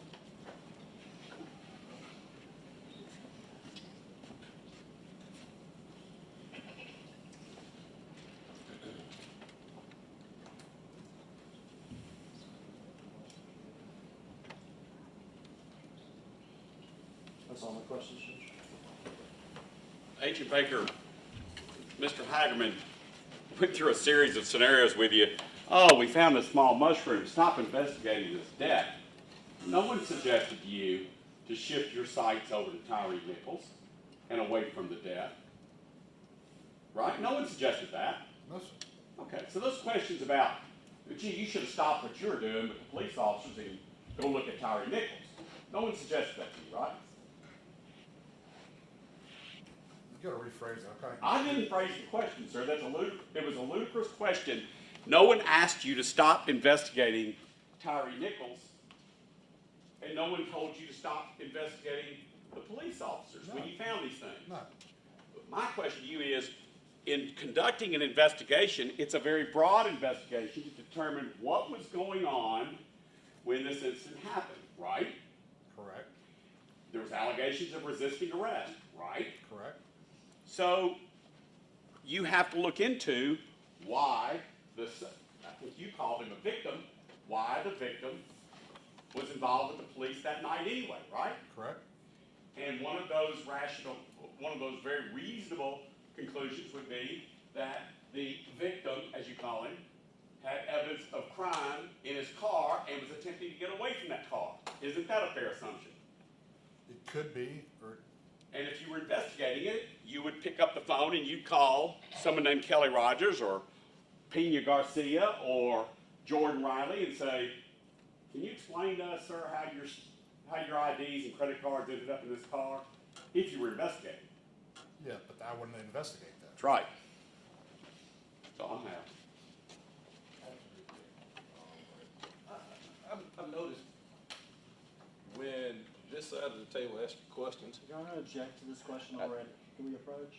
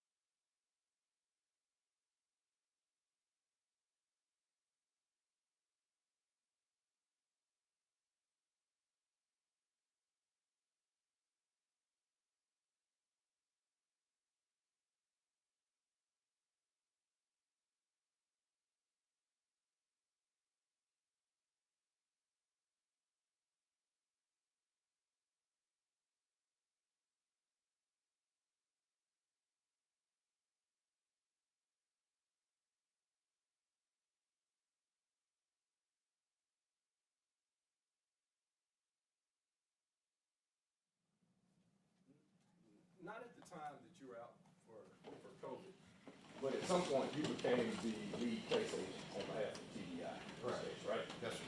This is your case, right? Yes, sir. And are you giving the impression that all of the arrests, now I'm going back before your TDI agent, all of your arrests have been pretty much sterile, just like what was being suggested a few moments ago?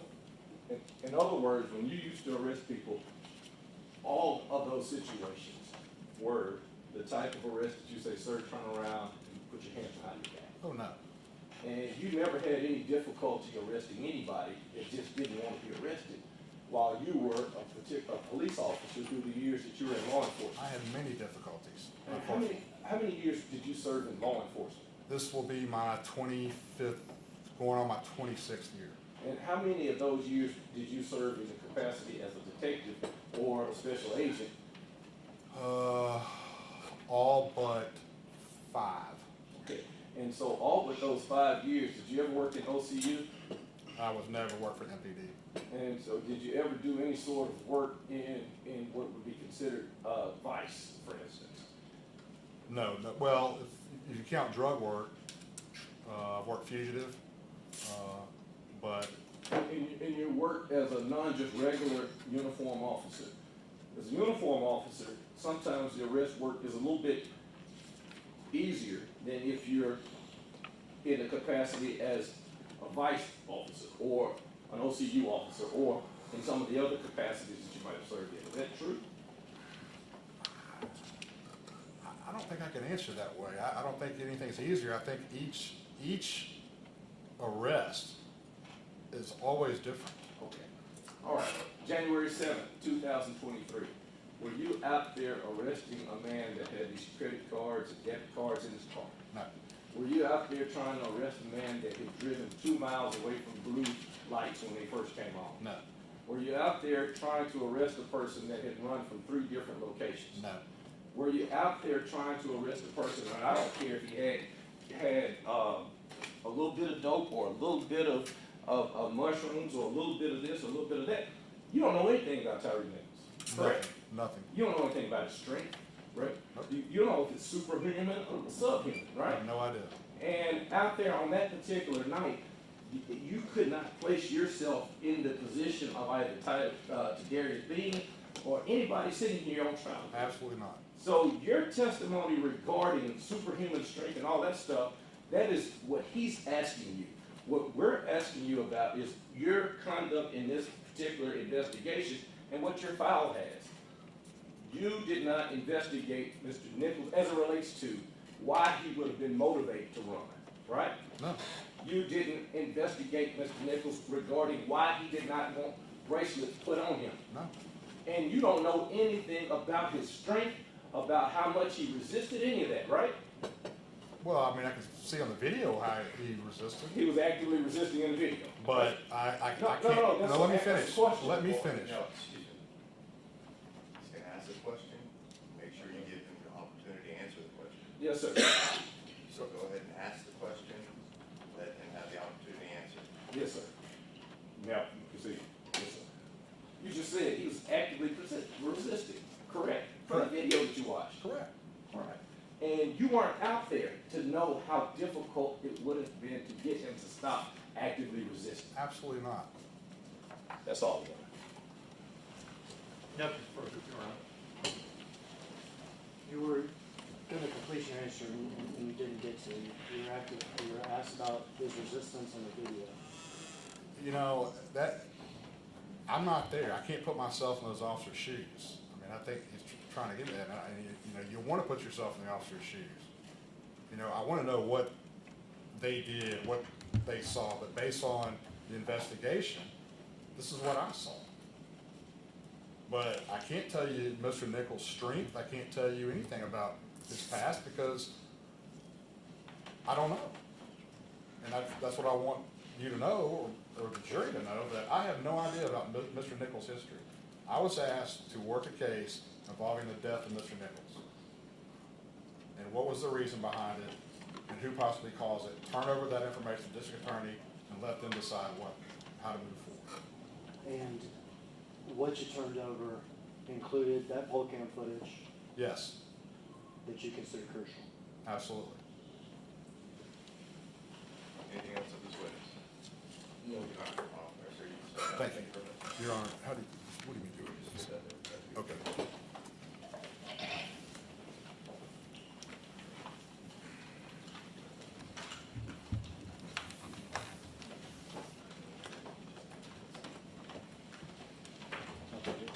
Wasn't introduced. I'll take it.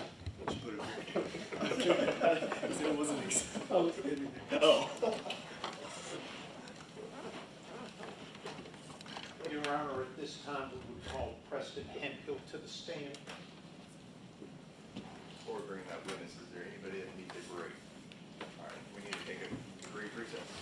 Court stands in recess. Jury.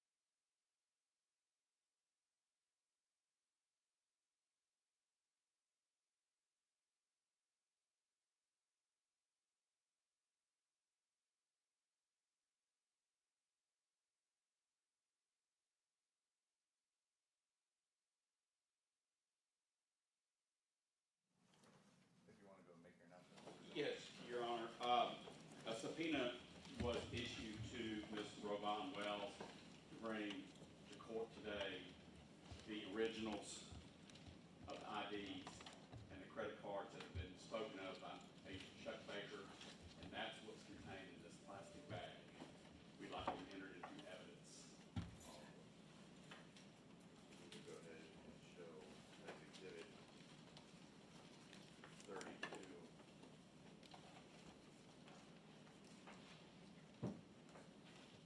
The originals, 7 cards and IDs.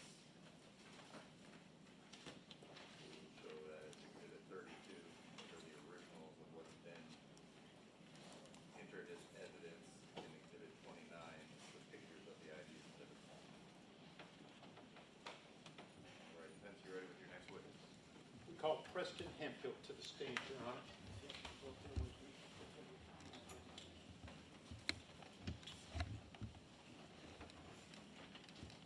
Stand and set the raise your right hand, face the judge.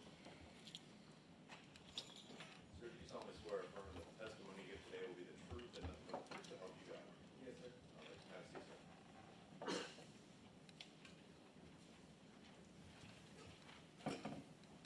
you can proceed. Good afternoon. Good afternoon. Would you state and spell your first and last name for the court reporter, please? Yes, sir. First name is Preston, Preston. Last name is Hemphill, Hemphill.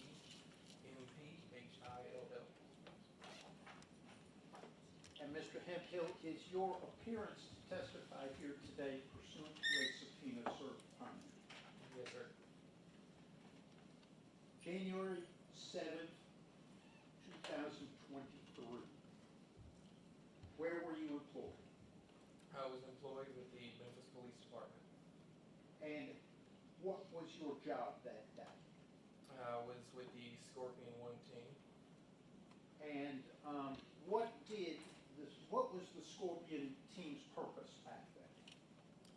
The purpose for the Scorpion team was to go to high crime areas and look for anything illegal. And how did it go about? How did officers of the Scorpion 1 team go about that at that time?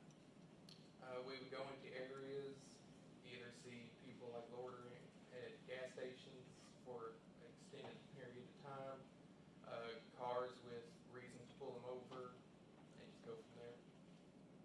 What do you mean by reason to pull a car over? Tags expired after so long, of not using, or a brake light burnt out, or not even turning your headlights on. Just, Traffic violation. yes, sir. And what was your uniform that day? It was a pair of black uniform pants, a black t-shirt that said police on the front, and my external vest that said Memphis Police across the chest with my body cam. And did you carry any weapons as part of your uniform? Yes, sir. What weapons did you carry? I had a taser, my duty issued pistol, pepper spray, and an ass baton. And were you required, as part of your employment as a police officer, to carry those weapons? Yes, sir. And that included your duty service revolver, correct? Yep. Pistol, yes, sir. What was your shift that night? I believe it was 6 o'clock at night till 2 in the morning. Okay. And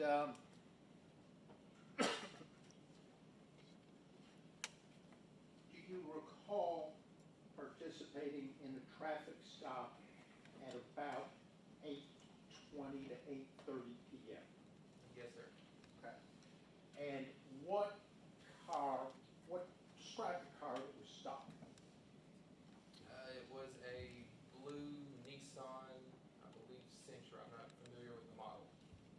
And at the time that the stop was made, did you have any idea who the occupants were? No, sir. Did you even know how many occupants there were? No, sir. Why not? I couldn't see through the tinted windows and just didn't have time to see any other people. Where did that stop occur?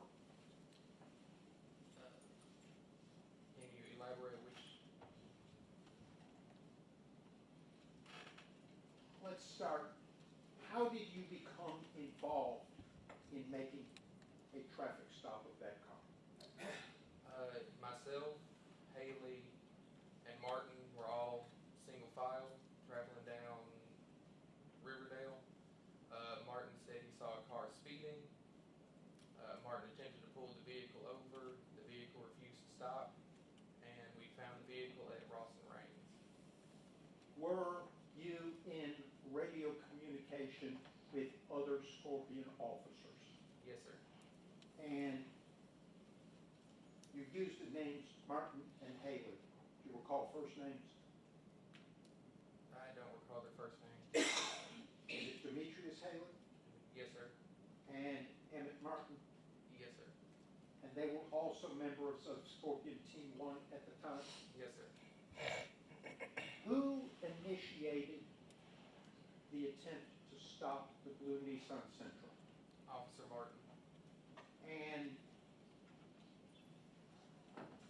were you in the same location when he radioed that he was going to stop this car? Yes, sir. And who else was there?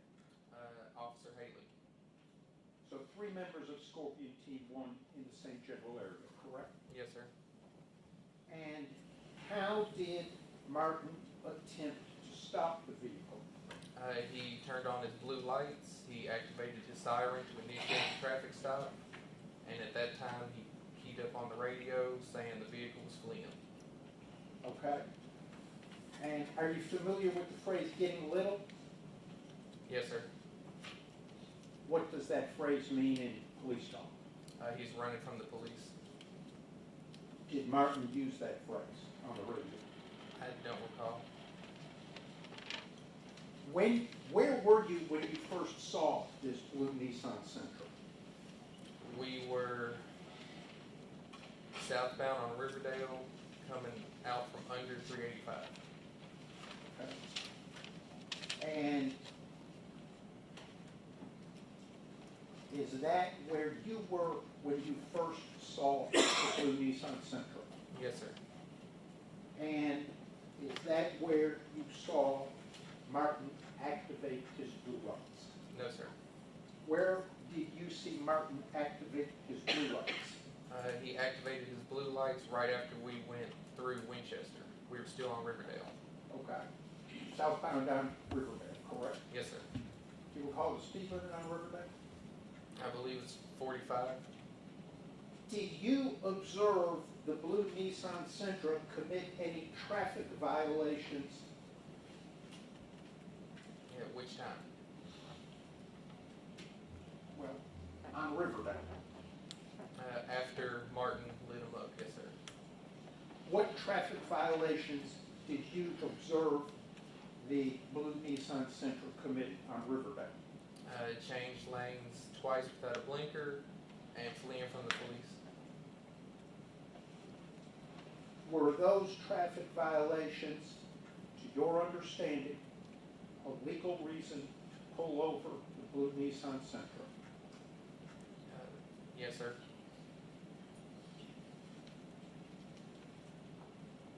Did you continue following the blue Nissan Sentra? Yes, sir.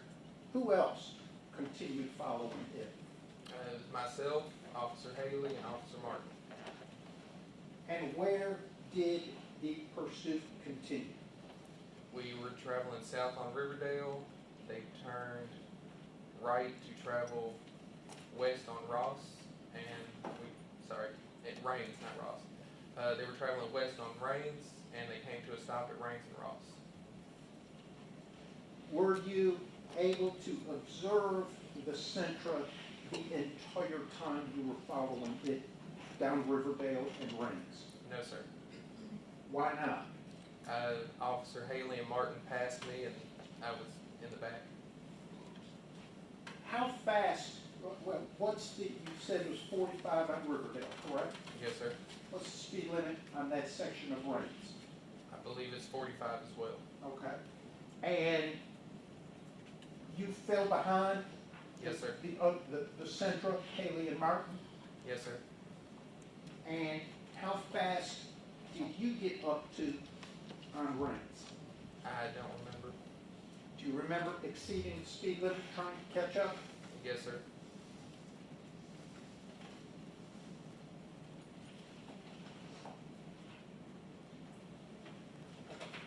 Did the blue Nissan Sentra's actions on Riverdale increase the risk of the traffic stop? Yes, sir. Why and how? Reckless driving, getting away from the police, and just fleeing from the police increases the risk of the traffic stop. Tell the jury a little bit about your training about the risk of traffic stops and categories of risk. So we had roughly two categories. You know, you had the normal, to an extent, traffic stop where, you know, someone pulls over, possibly give them a ticket, probably just a warning, let them go. You also have what they call high-risk traffic stops, where it might be someone with a warrant, someone that wants nothing to do with the police, and you just need to stay on your toes on that type of traffic stop. So that would be called high risk, correct? Yes, sir. What's the other type called? I don't remember the specific name, but I would just say just a normal, low-risk, run-of-the-mill traffic stop. Okay. Before you pull a car over, how do you determine whether it's run-of-the-mill low risk or high risk? You just get the sense after you've been an officer for a little bit. If the person's moving around a lot inside the car, if you can't see inside the windows, just little things for you to, you know, I need to pay attention to this. And some of those things you saw on Riverdale, correct? Yes, sir. And that included fleeing and not pulling over. Yes, sir.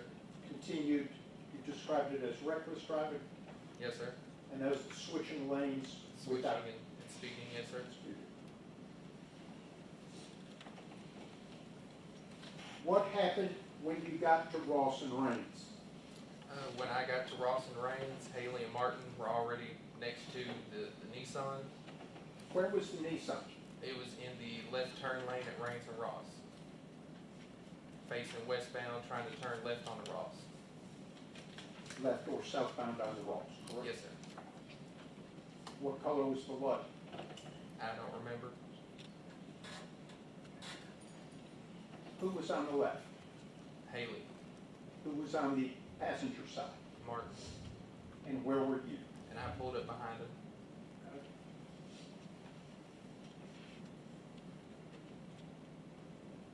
Did, at the point that you arrived, was there anything else that elevated the risk of this traffic stop from your perspective? The fleeing from the police, and I couldn't see inside the vehicle because of the tinted windows. Which windows were tinted?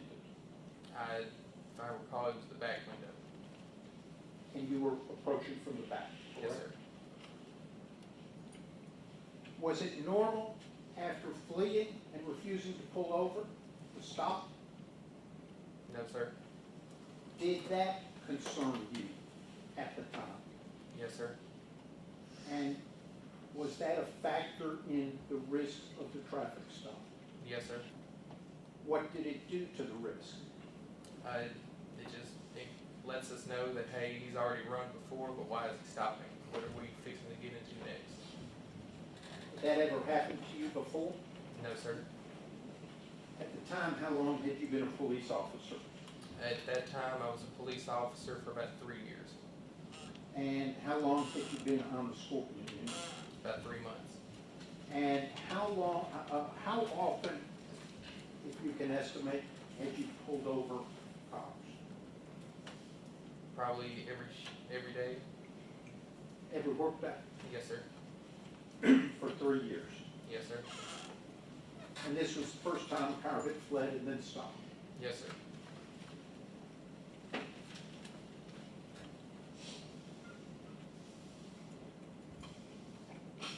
Describe what happened when you got there.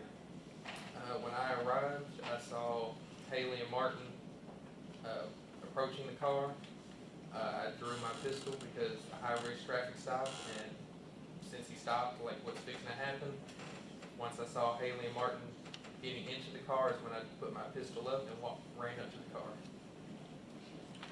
Who approached the driver's side? Haley. And what was he saying? I don't remember. Was he demanding that the driver get out of the car? I don't remember what he was saying. Did y'all get the driver out of the car? Yes, sir. Who did? Haley got him out of the car. How? Describe how he got him out of the car. If I recall, he opened up the driver door and pulled Mr. Nichols out of the door. Okay. You're familiar with the Memphis Police Department force continuum, correct? Yes, sir. And one of those levels is empty hands control, correct? Yes, sir. Two categories, soft and hard. Yes, sir. Empty hands means no weapon in your hands, correct? Yes, sir. Was Demetrius Haley using empty hands control to get Mr. Nichols out of the car? Or the Yes, driver out of the car? Yes, sir. Did you know who the driver of that car was at that point? No, sir. Until you got there, did you know how many occupants were in the car? No, sir. Did you ultimately learn that the driver of that car was Tyre Nichols? Yes, sir. To your knowledge, did either Martin or Haley know who the driver of that car was at that time of the stop on Rawson Reigns? No, sir. Not to my knowledge.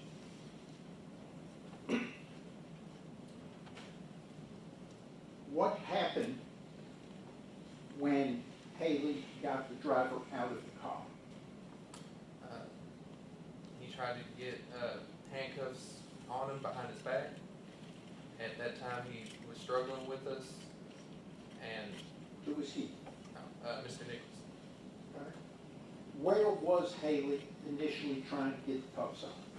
He was pushing Mr. Nichols against the A-pillar between the door of the car and the car itself, trying to turn him around so he can get his hands behind his back. And what did the driver choose to do at that time? He refused to put his hands behind his back and managed to turn around and be facing toward Haley. And how close were you at that time? Maybe a foot, maybe 2 feet. And how close was Martin at that time? I don't recall.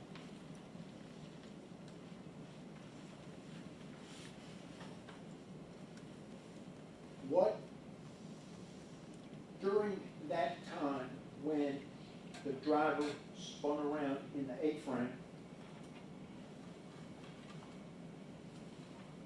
what did you hear Martin say?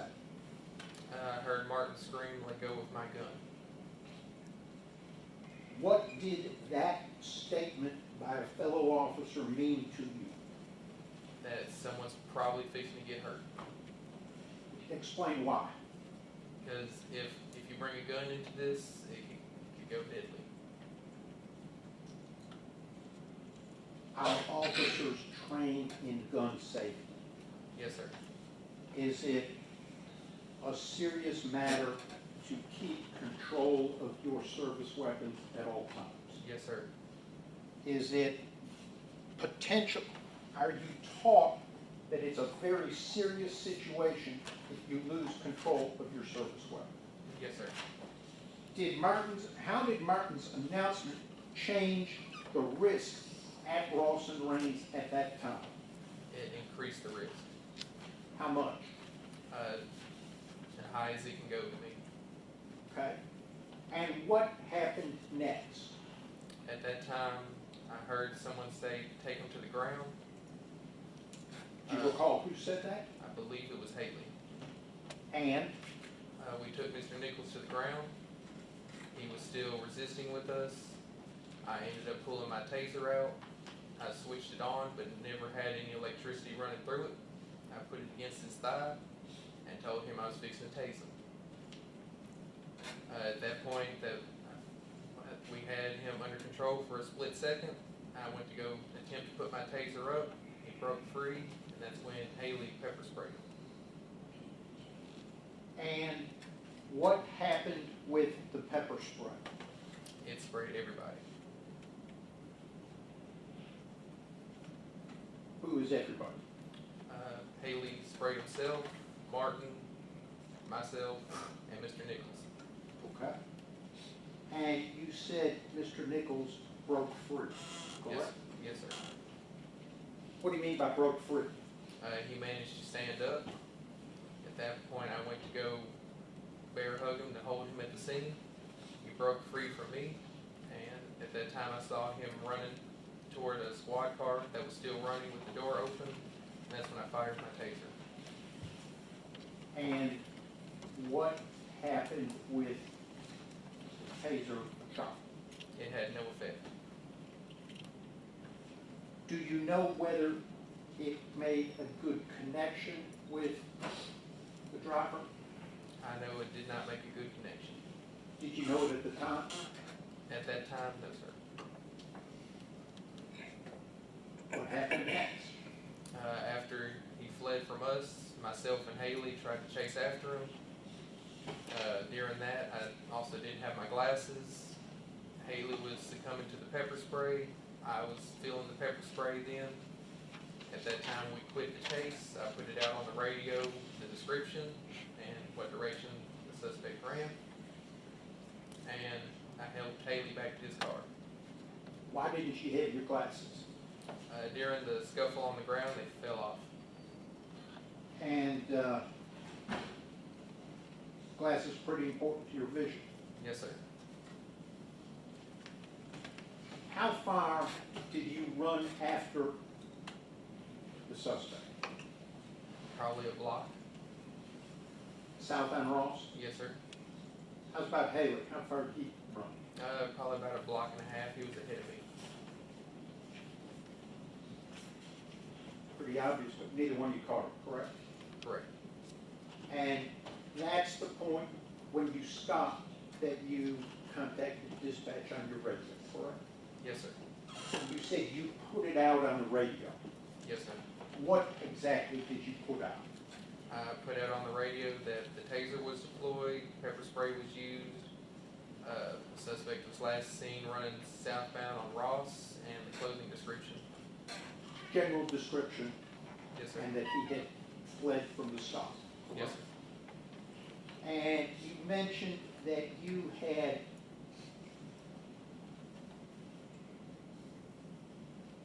helped Haley. Yes, sir. Describe that for the jury. So after we weren't chasing anymore and I put out the description, Haley was walking back toward me. He said that he couldn't see because of the pepper spray, and I had to escort him back to his car so that he could get his water bottle to attempt to flush out his eyes. Tell the jury about the flushing out of the eyes. So with pepper spray, you just really try to get as most out of your eyes as you can, but even water doesn't really stop the pain. It just temporarily stops it. Pepper spray that Scorpion officers carry is very strong, correct? Yes, sir. Stronger than you can buy at a sporting goods store, correct? I don't know. Okay. It's issued to you as part of your equipment, correct? Yes, sir. It's issued to all MPD officers. All MPD officers. And if it's used, you have to weigh the canister about how much is used, correct? Yes, sir. And how long were you, am I correct that you spent some time dumping water on Haley's face and eyes at his request? Yes, sir. He was literally trying to pry them open, correct? Yes, sir. Took a while for him to be able to open his eyes, correct? Yes, sir. Do you recall exactly how long? No, sir. Would seven and a half minutes surprise you? Yes, sir. That would be too long or not long enough? It seemed like it'd be too short to me. Okay. All of the time that this is going on, you and Haley are at Ross and Raines, correct? Yes, sir. His car's there, Yes, sir. your car's there, Yes, sir. both undercover Scorpion cars. Yes, sir. And this blue Nissan Sentra is there. Yes, sir. Martin had left, correct? Yes, sir. And while you're there, you've got some duties because you shot the taser, correct? Yes, sir. Okay. And what did you have to do? I had to first attempt to find both the prongs that come out of the taser cartridge, and then after that I had to submit a memo saying why it was deployed. I had to get the serial number off of the cartridge and submit it all. And you had to report and request fire department medical personnel, correct? Yes, sir. And you did that? Yes, sir. Okay. And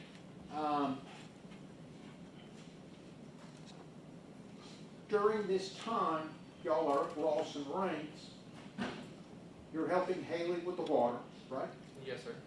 And you're trying to find your glasses. Yes, sir. And you're dealing with the taser stuff. Yes, sir. And requesting the fire department. Yes, sir. Also listening to dispatch on the radio about this case, correct? Yes, sir. What did you learn over the next several minutes about the suspect?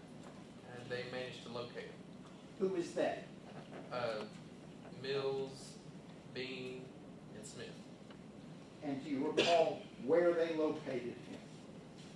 At that time, I didn't know where they located him. Okay.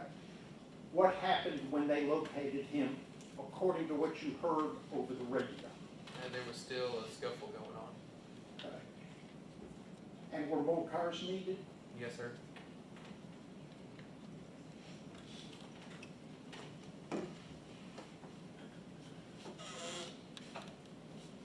At some point, did Haley leave Ross and Raines? Yes, sir.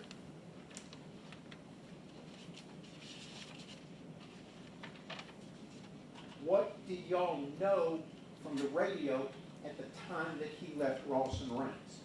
That the cars that were over there were still struggling. MPD training, respond when other officers need help, correct? Yes, sir. To your knowledge, was Haley responding to the call for more cars? Yes, sir. That would be consistent with your training Yes, sir. and good policing at that time. Yes, sir. After Haley had left, did the fire department show up at Ross and Raines? Yes, sir. And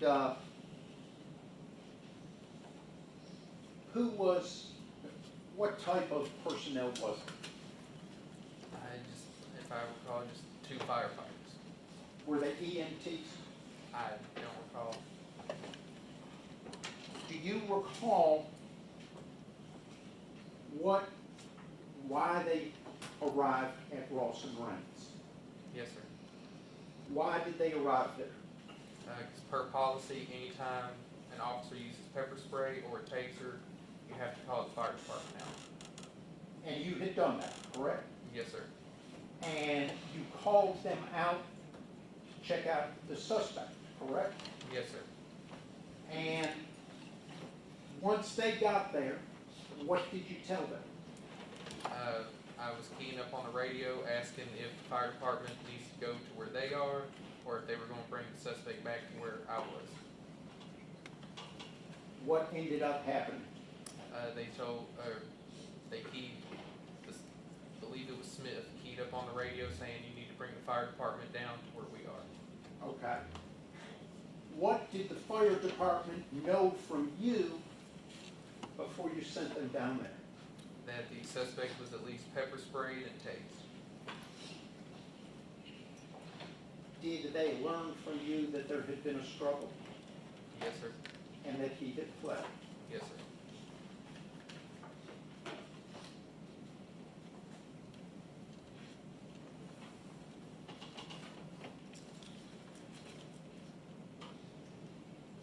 You stayed at Rawson Rains with the car, correct? Yes, sir. Did you ever go to Castlegate and Bear Creek? No, sir.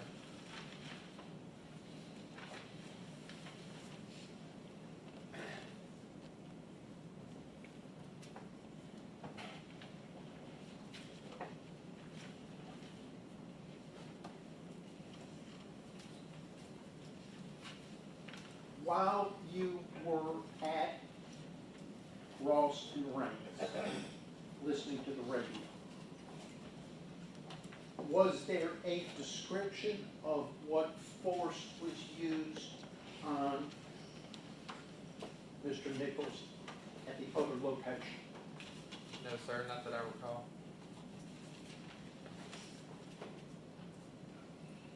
I'm going to have a moment with my client, Your Honor. Yes, sir.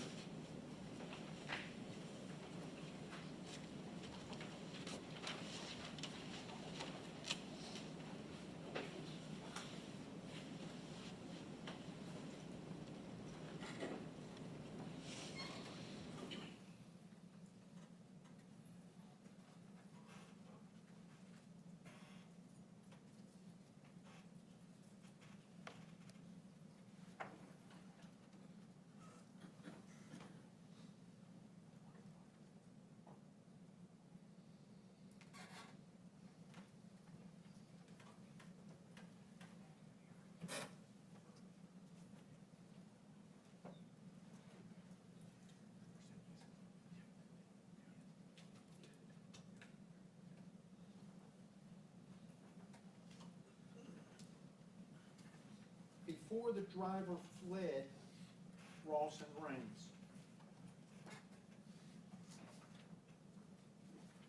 was it a difficult struggle to try and control him?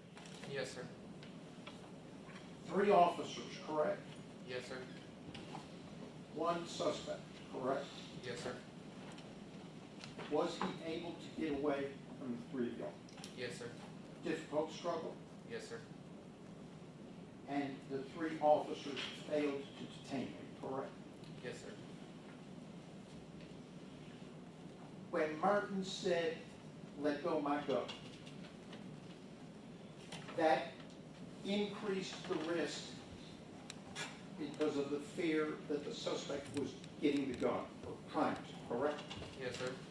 And you relied on Martin's statement, correct? Yes, sir. And proper policing, proper training, following procedure was to rely on that statement, correct? Yes, sir. Had to assume it was true, Yes, sir. and did. Yes, sir. And the result was to take the suspect to the ground, Yes, sir. where he continued to not cooperate, Yes, sir. continued to avoid being handcuffed. Yes, sir. You had your taser on his thigh, Yes, sir. not electrified. Right. Yes, sir. Haley deployed pepper spray, Yes, sir. and the suspect was still able to get away. Yes, sir. Was the driver, to your knowledge, incapacitated by the pepper spray? No, sir. Did, as he was running towards the car, did the taser, I guess shot, you shoot the taser? Yes, sir. Did that incapacitate him at all? No, sir. He got away from you and Haley running after him. Yes, sir. That's all I have for this witness.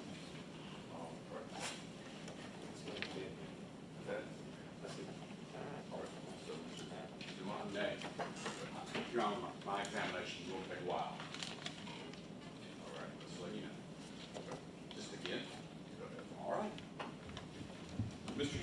Martin Zumach representing Justin Smith.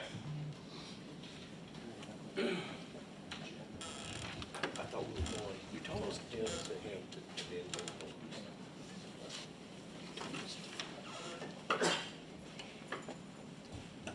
I'm gonna play for you. Somebody helps me connect to that screen up there. Huh?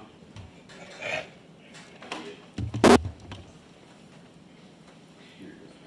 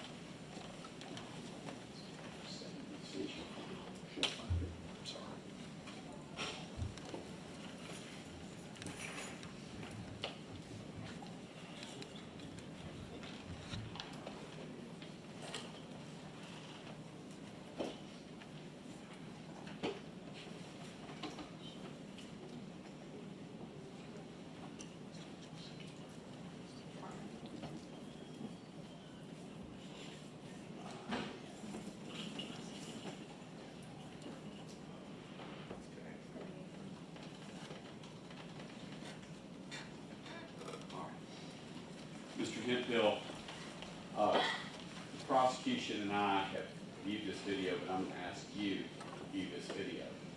And I would offer to you that it is the path from 385 down Riverdale over to Range and Ross Road. I would ask that you look at it, and at the end, I'm going to ask you if it fairly recaptures your route and speeds.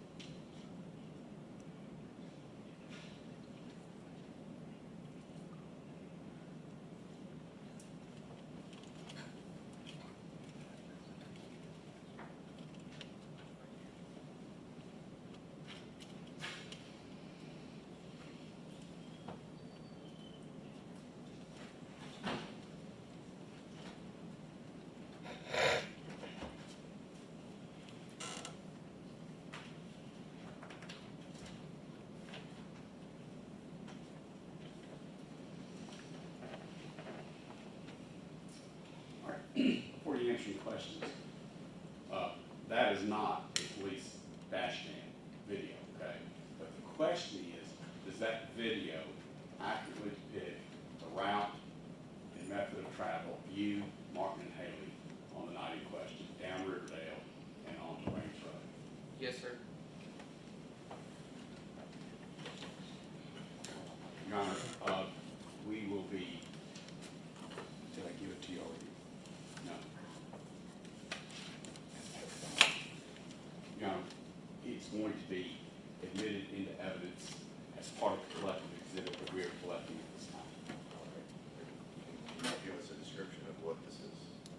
It's a video prepared with HD videography. I'm actually driving the vehicle with a videographer videotaping this at the speeds reported. I just wasn't sure if that was a dash cam of some sort or.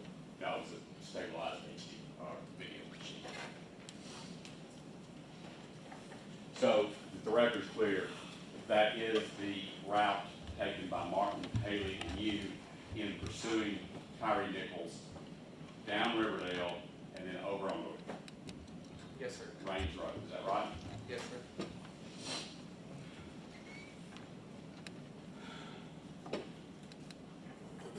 What we're doing, sir, is we're taking care of the video stuff first, then I'll ask some questions, all right? I'm now going to show Mr. Kidnap's body-worn camera, and instead of watching it all, because I think it's an hour and 52 minutes, I will be going to, we'll play it, and then I'll hit pause and ask you questions, okay? All right. And I'm only gonna go to that limit we said we we're going to, okay?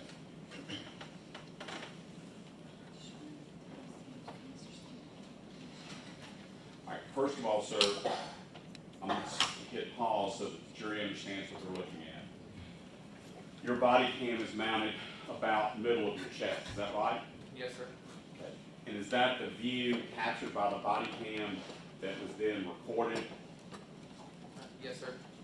And is that the body cam from the night of January 7th as you, Martin, and Haley are pursuing Tyre Nichols? Yes, sir.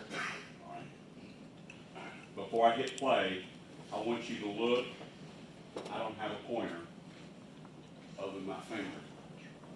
If you look, do you see a speedometer right there? Yes, sir. Is that your speedometer? Yes, sir. Is your vision good enough to see how fast you're going? Yes, sir. All right.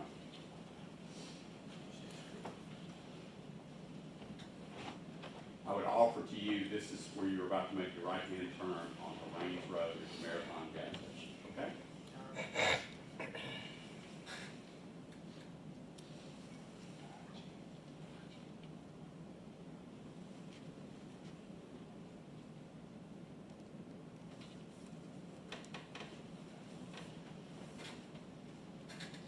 Can you see how fast you're going right there? Approximately 60 miles an hour. Get that 2 of ours out of the way. You want to look at it again, see if it's a little bit more than that?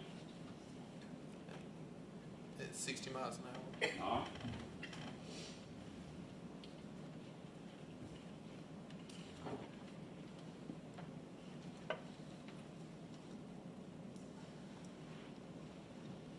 Did you testify earlier that as you made the right-hand turn on the reins, Martin and Haley were in front of you, Yes, sir. Nichols was in front of them? Yes, sir. And did you testify that even at whatever speed that was, 60, 64, whatever it was, all 3 cars were getting away from you? Yes, sir. Does that mean they're going faster than you? Yes, sir.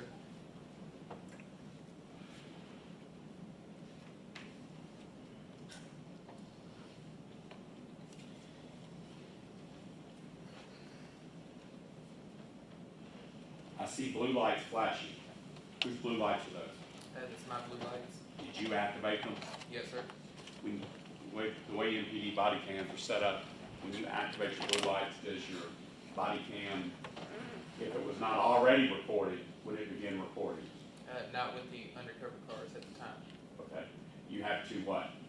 You have to manually hit the button for it to start recording. Both video and audio, correct? Yes, sir. When you got out of the car, did you activate the audio on your body-worn camera?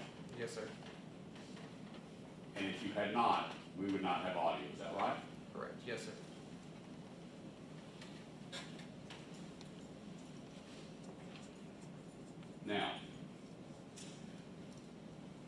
directly in front of your car, you just got out of. Whose car is that? Mr. Nichols. The car just to the left of Tyre Nichols' car is whose car? Officer Haley's. If you look just in front of Tyre Nichols' car, you see a tire and a rim of another car. Is that right? Yes, sir. And whose car is that? Officer Martin. You will see a man at the passenger door of Tyre Nichols' car. Who is that? That is Officer Martin. All right. Do we see Haley in this clip yet? Yes, sir, right there on the far left of the car on the left side, by the tail light. Okay, y'all are really gonna stay on top of me on this, okay? So I hit pause at 20:24:46. Ready?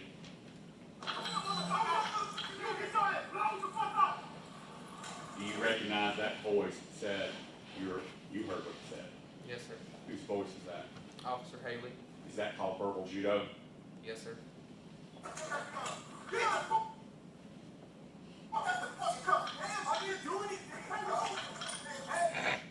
I'm stopping it at, trying to stop it at 20:24:58. We heard a voice saying, I'm not doing anything, something like that. Whose voice was that?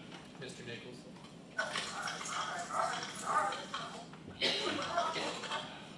And whose voice is that saying, I? Whose voice is that? I believe that's Mr. Nichols also.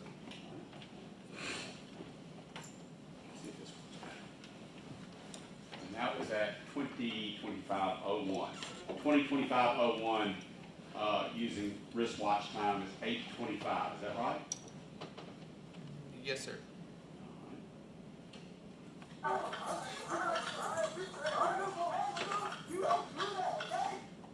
At 20:25:06, someone said, don't do that. Whose voice is that?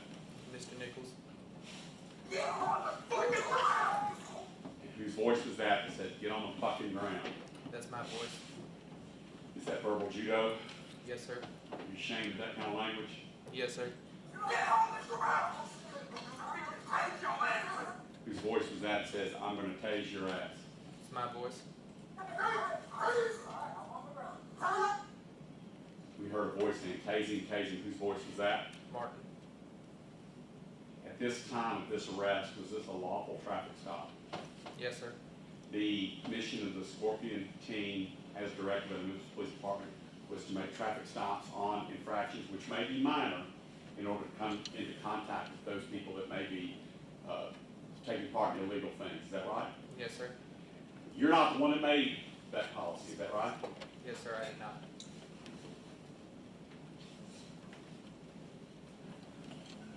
By the way, I stopped at 20:25:14.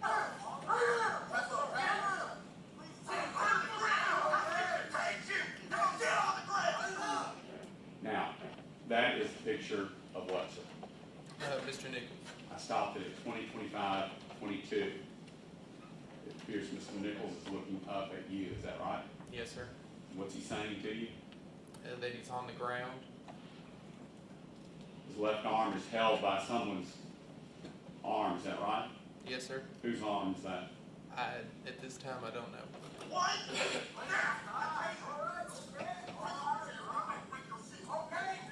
Who just said what we just heard? Officer Haley. Oh, you didn't catch me. I stopped it at 20:28, I'm sorry, 20:25:28, starting up again.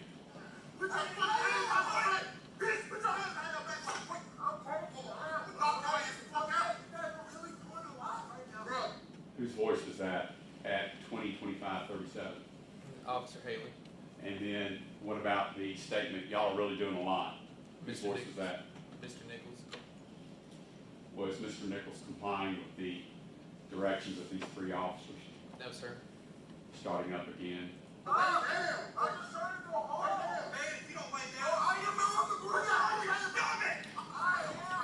Whose voice stopped at 20:25:44? Whose voice was that about getting on his stomach? That was my voice. Did he get on his stomach? No, sir. Did he ever get on his stomach? No, sir.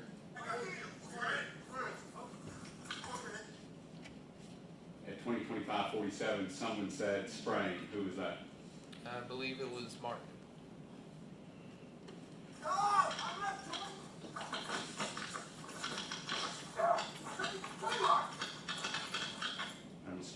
here at 2025-54, you've given a number of statements to the FBI, the Memphis Police Department, and also to the District Attorney's Office that indicated that Mr. Nichols was able to lift and push you, Haley, and Martin off of himself.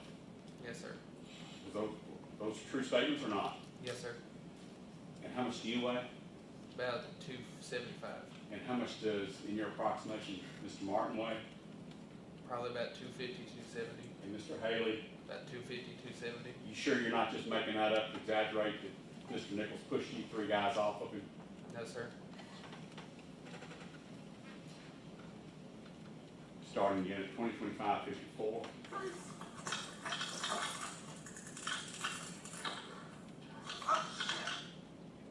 Was that an attempt to fire a taser? That was, yes, sir. And then we saw Mr. Nichols do something. What was Mr. Nichols doing?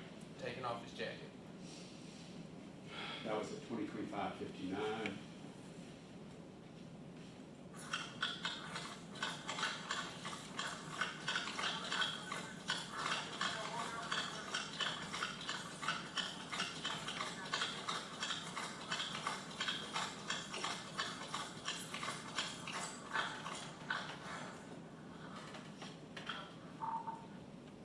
Just for you, at 26:19 or 8:26 p.m., I see a figure appears to be walking back towards you. Who is that? It's Officer Haley. Haley got ahead of you, is that right? Yes, sir. 2938, where Rains and Ross. Taser was deployed. Suspect is running down Ross.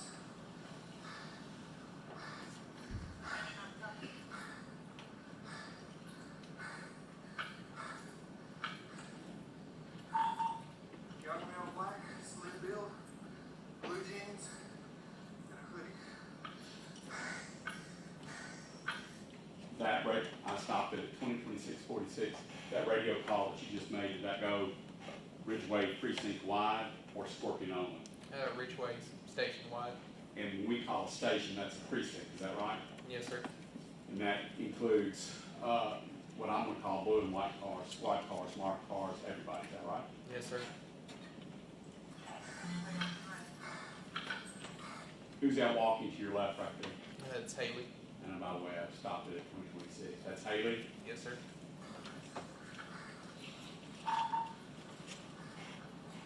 Southbound on Ross. Where we last saw him.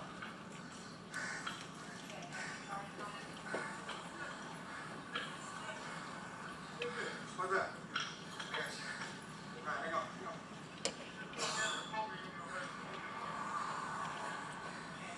Ready? All right, just straight. One of the props in the back, sir. You take Haley by the arm, it appears I stopped at 2027, 22. You took Haley by the arm. Why did you take Haley by the arm? He was unable to see because of the pepper spray. In order to cross traffic. Yeah. And also to cross the street. Yes, sir. Started again. All right, your car's right in front of you. My car go for a walk. All right, hang on. Where's your water? I stopped it at 2027-36 to give you a warning, for lack of a better word, to listen to the radio calls that are being made and the car numbers, or I'm sorry, call numbers that are reporting in, okay? Okay. What was your call number that night? 2938. And do you recall what Justin Smith's call number was? I believe it was 2931 or 32. 31. 30. And what about Mr. Mills? I believe he was 2930. That's right. And your Lieutenant Dwayne Smith was what? I don't remember. I would suggest you 2901 because he's a lieutenant, is that right? Yes, sir.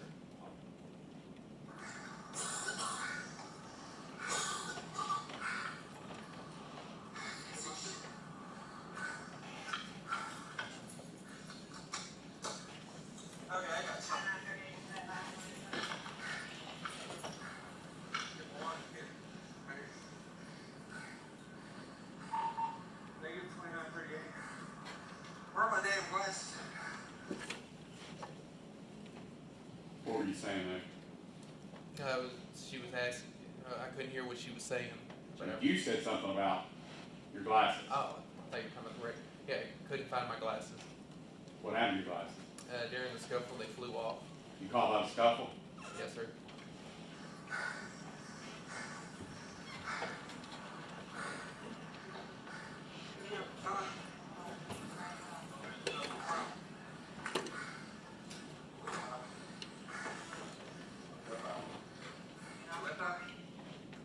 Stopped at 2028-18. That's Haley that you're pouring water on? Yes, sir. Where's Martin? I believe he's already left the scene to go find Mr. Nichols. He just what? Just calling? Yes, sir. Okay.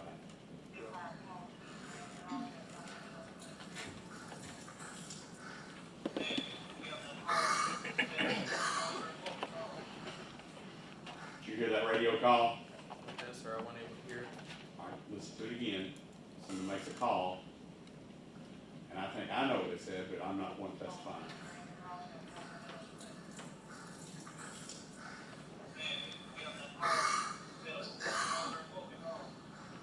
You recognize that voice?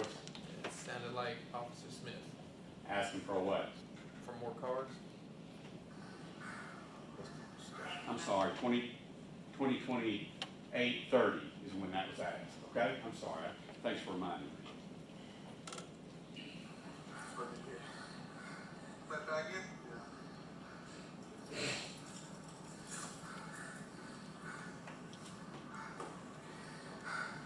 I can't suggest shit, dude. My glasses when you fighting me.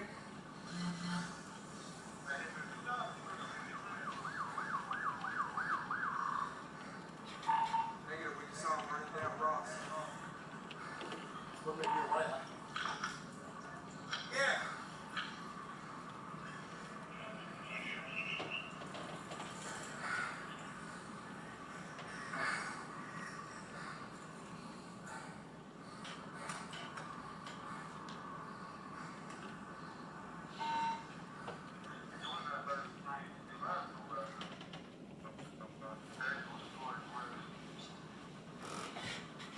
By the way, who's 2933? 33, I believe, is Martin.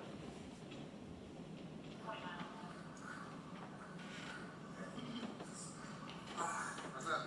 Right eye. Are you ready?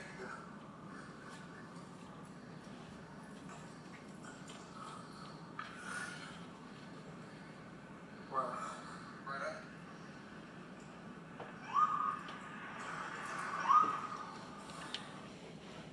Is that a police siren? Yes, sir.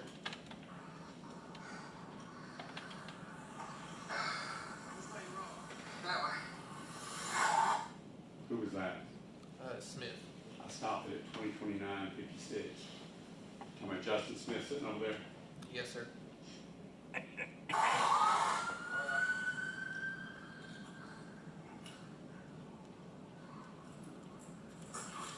Okay, I gotta find my glasses and get this damn taser downloaded.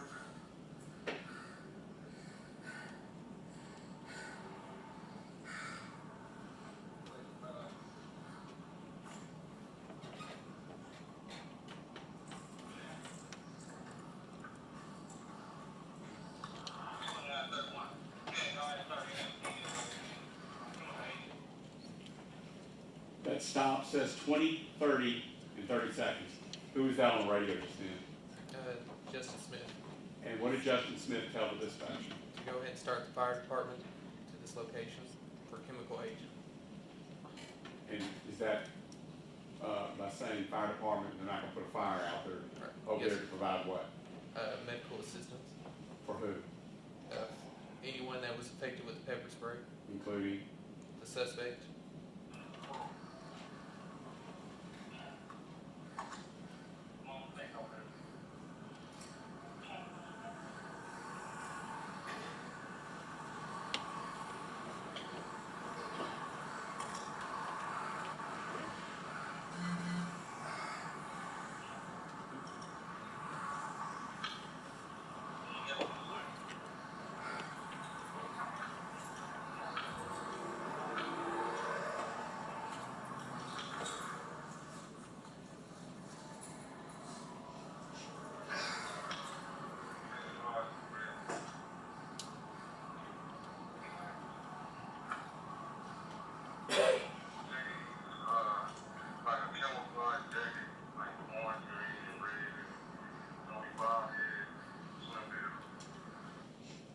stopped at 20:31:24. That's 8:31 p.m.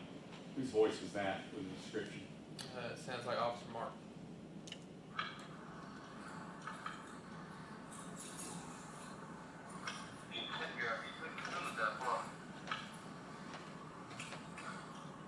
Stopped at 20:31:34. Whose voice was that about not getting far? I wasn't able to hear it. Okay.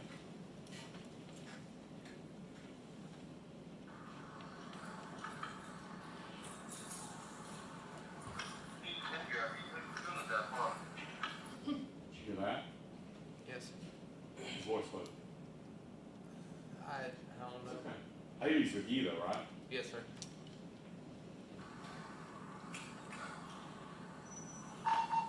Did you also read that I deployed my taser?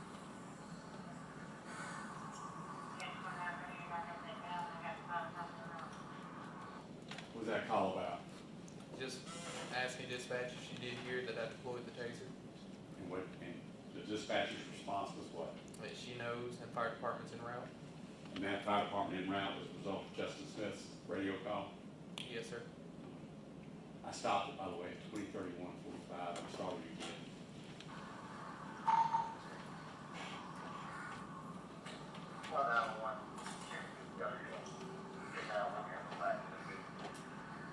Did you hear that call? I heard 2901, but I couldn't understand the other stuff. Would it help if you listened to it again? Possibly, yes, sir. All right. We'll listen to it one time, see if you pick up what Lieutenant Smith says.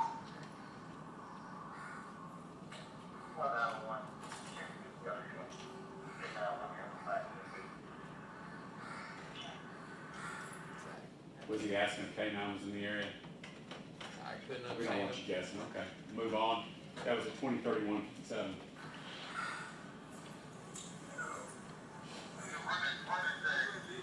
That way.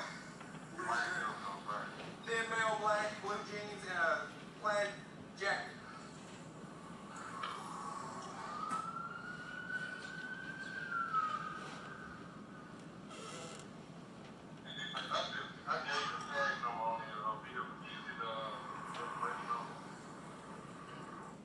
Whose voice was that? That sounded like Officer Mark. Good right now? Can you at least open your eyes?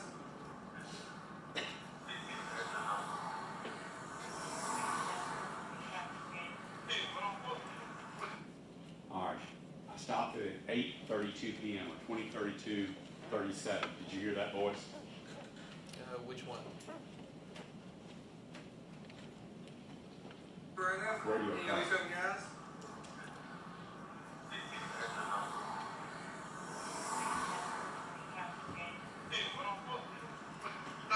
You found the problem?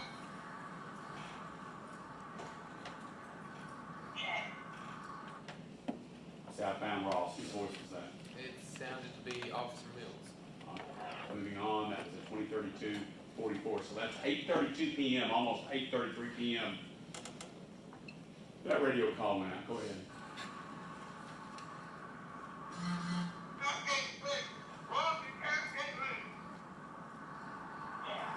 You recognize that voice? It sounded like Officer Mills again.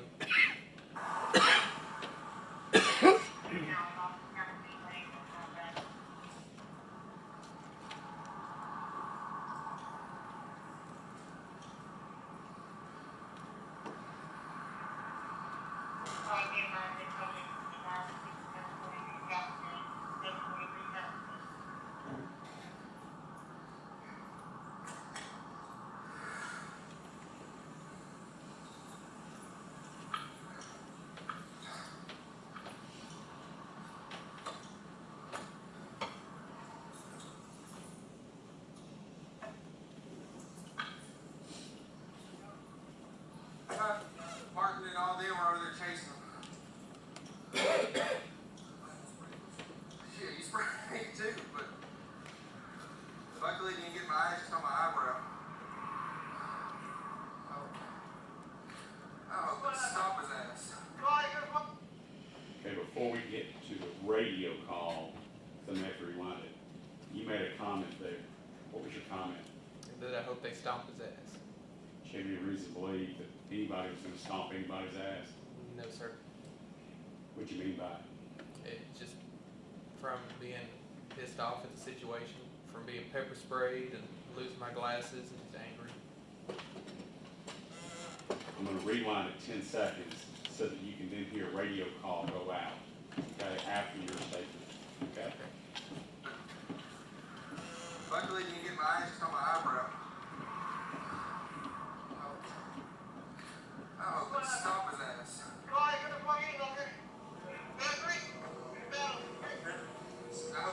Whose voice was that? That's Justin Smith. And what was he calling for? For more units, More units? more for- cars. Means what? We need more officers over here. We all know what a drama queen is, right? Somebody who exaggerates the situation. Right? Yes, sir. Is Justin, based on reputation, is Justin that kind of person? No, sir. Did you recognize his voice as being panicked? Yes, sir. That is at 20:33:57. 8:33:57. They stop his ass. Smith was calling for other cars. It's him and Martin chasing him.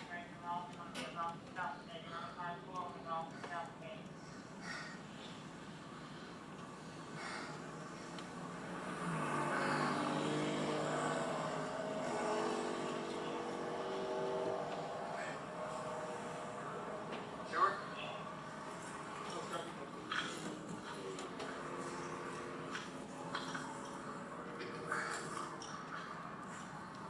Stay right in the car. All right, I got you.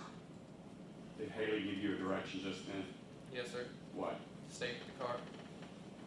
That's at 20:34:31.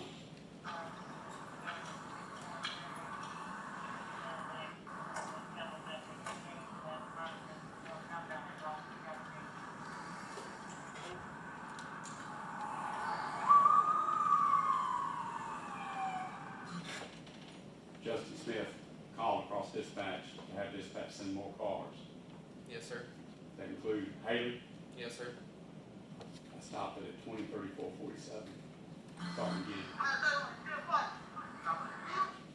Whose voice was that? Sound like Justin Smith. What'd he say? I wasn't able to understand him.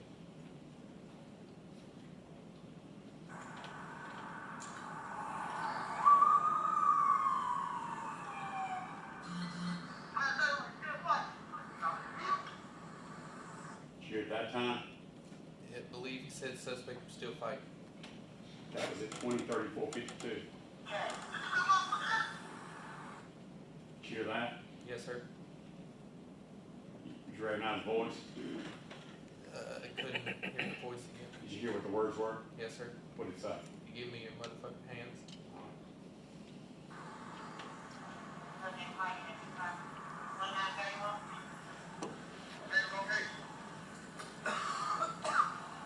By the way, why are you coughing and spitting? The pepper spray is now getting into my lungs and affecting how I breathe more. Is that common? Yes, sir. At some point, you referred to something called Bad Bob. Bad Bob is a training exercise, correct? Yes, sir. You recall yours? Yes, sir. Was this similar to your Bad Bob training exercise? Yes, sir. Continuing on, 20:35:03.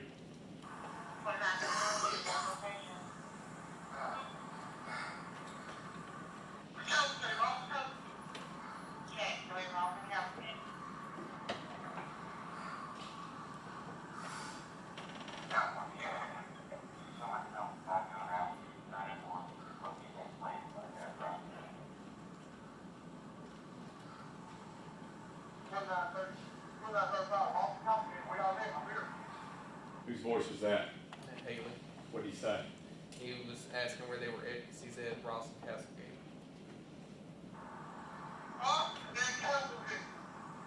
Whose voice was that? It sounded like Middles. And it was given the location. Yes, sir.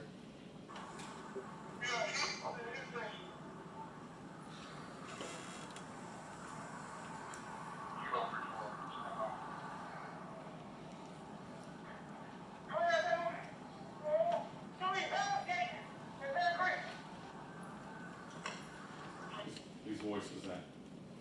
Justin Smith. Describe what his voice sounded like to you making that call. Very distraught. He still fighting. I'm sorry. I stopped at it, by the way, for the record. I stopped it at 20:35 at about 55 seconds.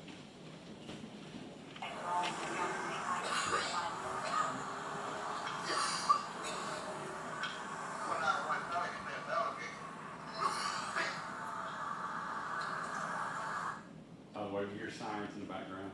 Yes, sir. Are all the cars from Ridgeway Precinct headed that way? Yes, sir.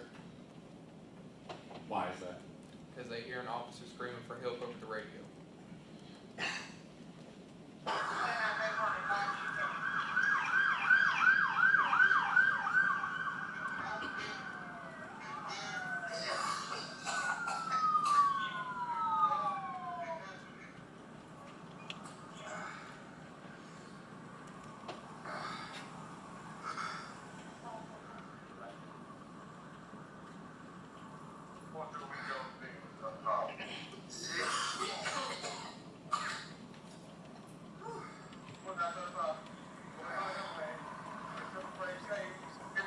Whose voice is that saying what he said? Whose voice was that? Can we hear it one more time? Sure.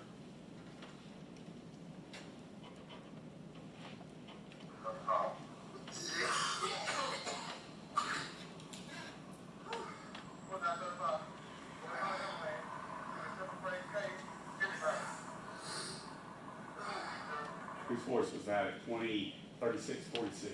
It sounded to be like Officer Haley. And what is that vehicle that's pulling up right behind you right now? A Memphis Fire Department fire truck.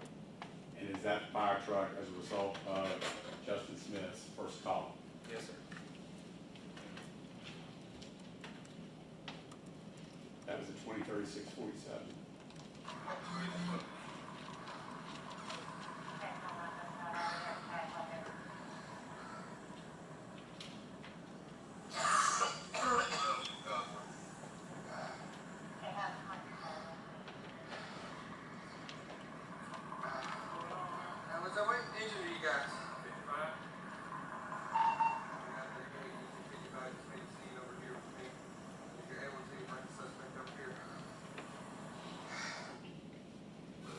You guys made a radio call out to who? To the dispatcher. To do what? To ask the cars at Bear Creek and Castlegate, do I need to send the fire department over there, or are you bringing him back to the fire department?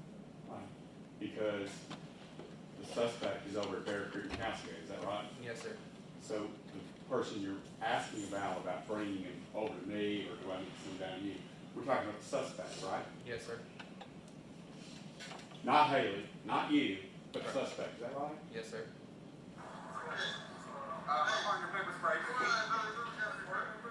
Yeah, we were fighting to do. By the way, these are Memphis Fire Department personnel, but you've been involved in this case now for over 2.5 years.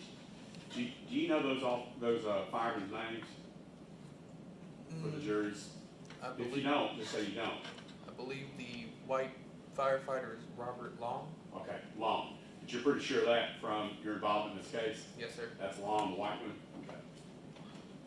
I tased him and it was sprayed. Okay.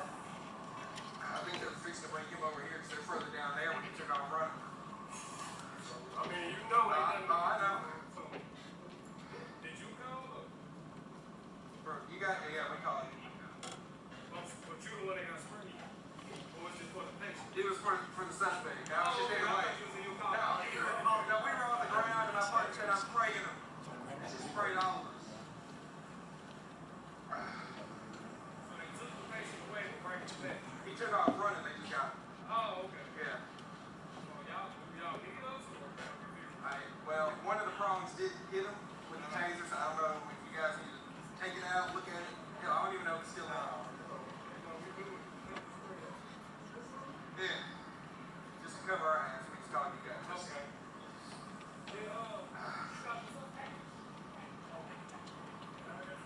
Oh shit, I can see who it is. Yeah, they got him down there. My partner pepper sprayed me and I tased the dude.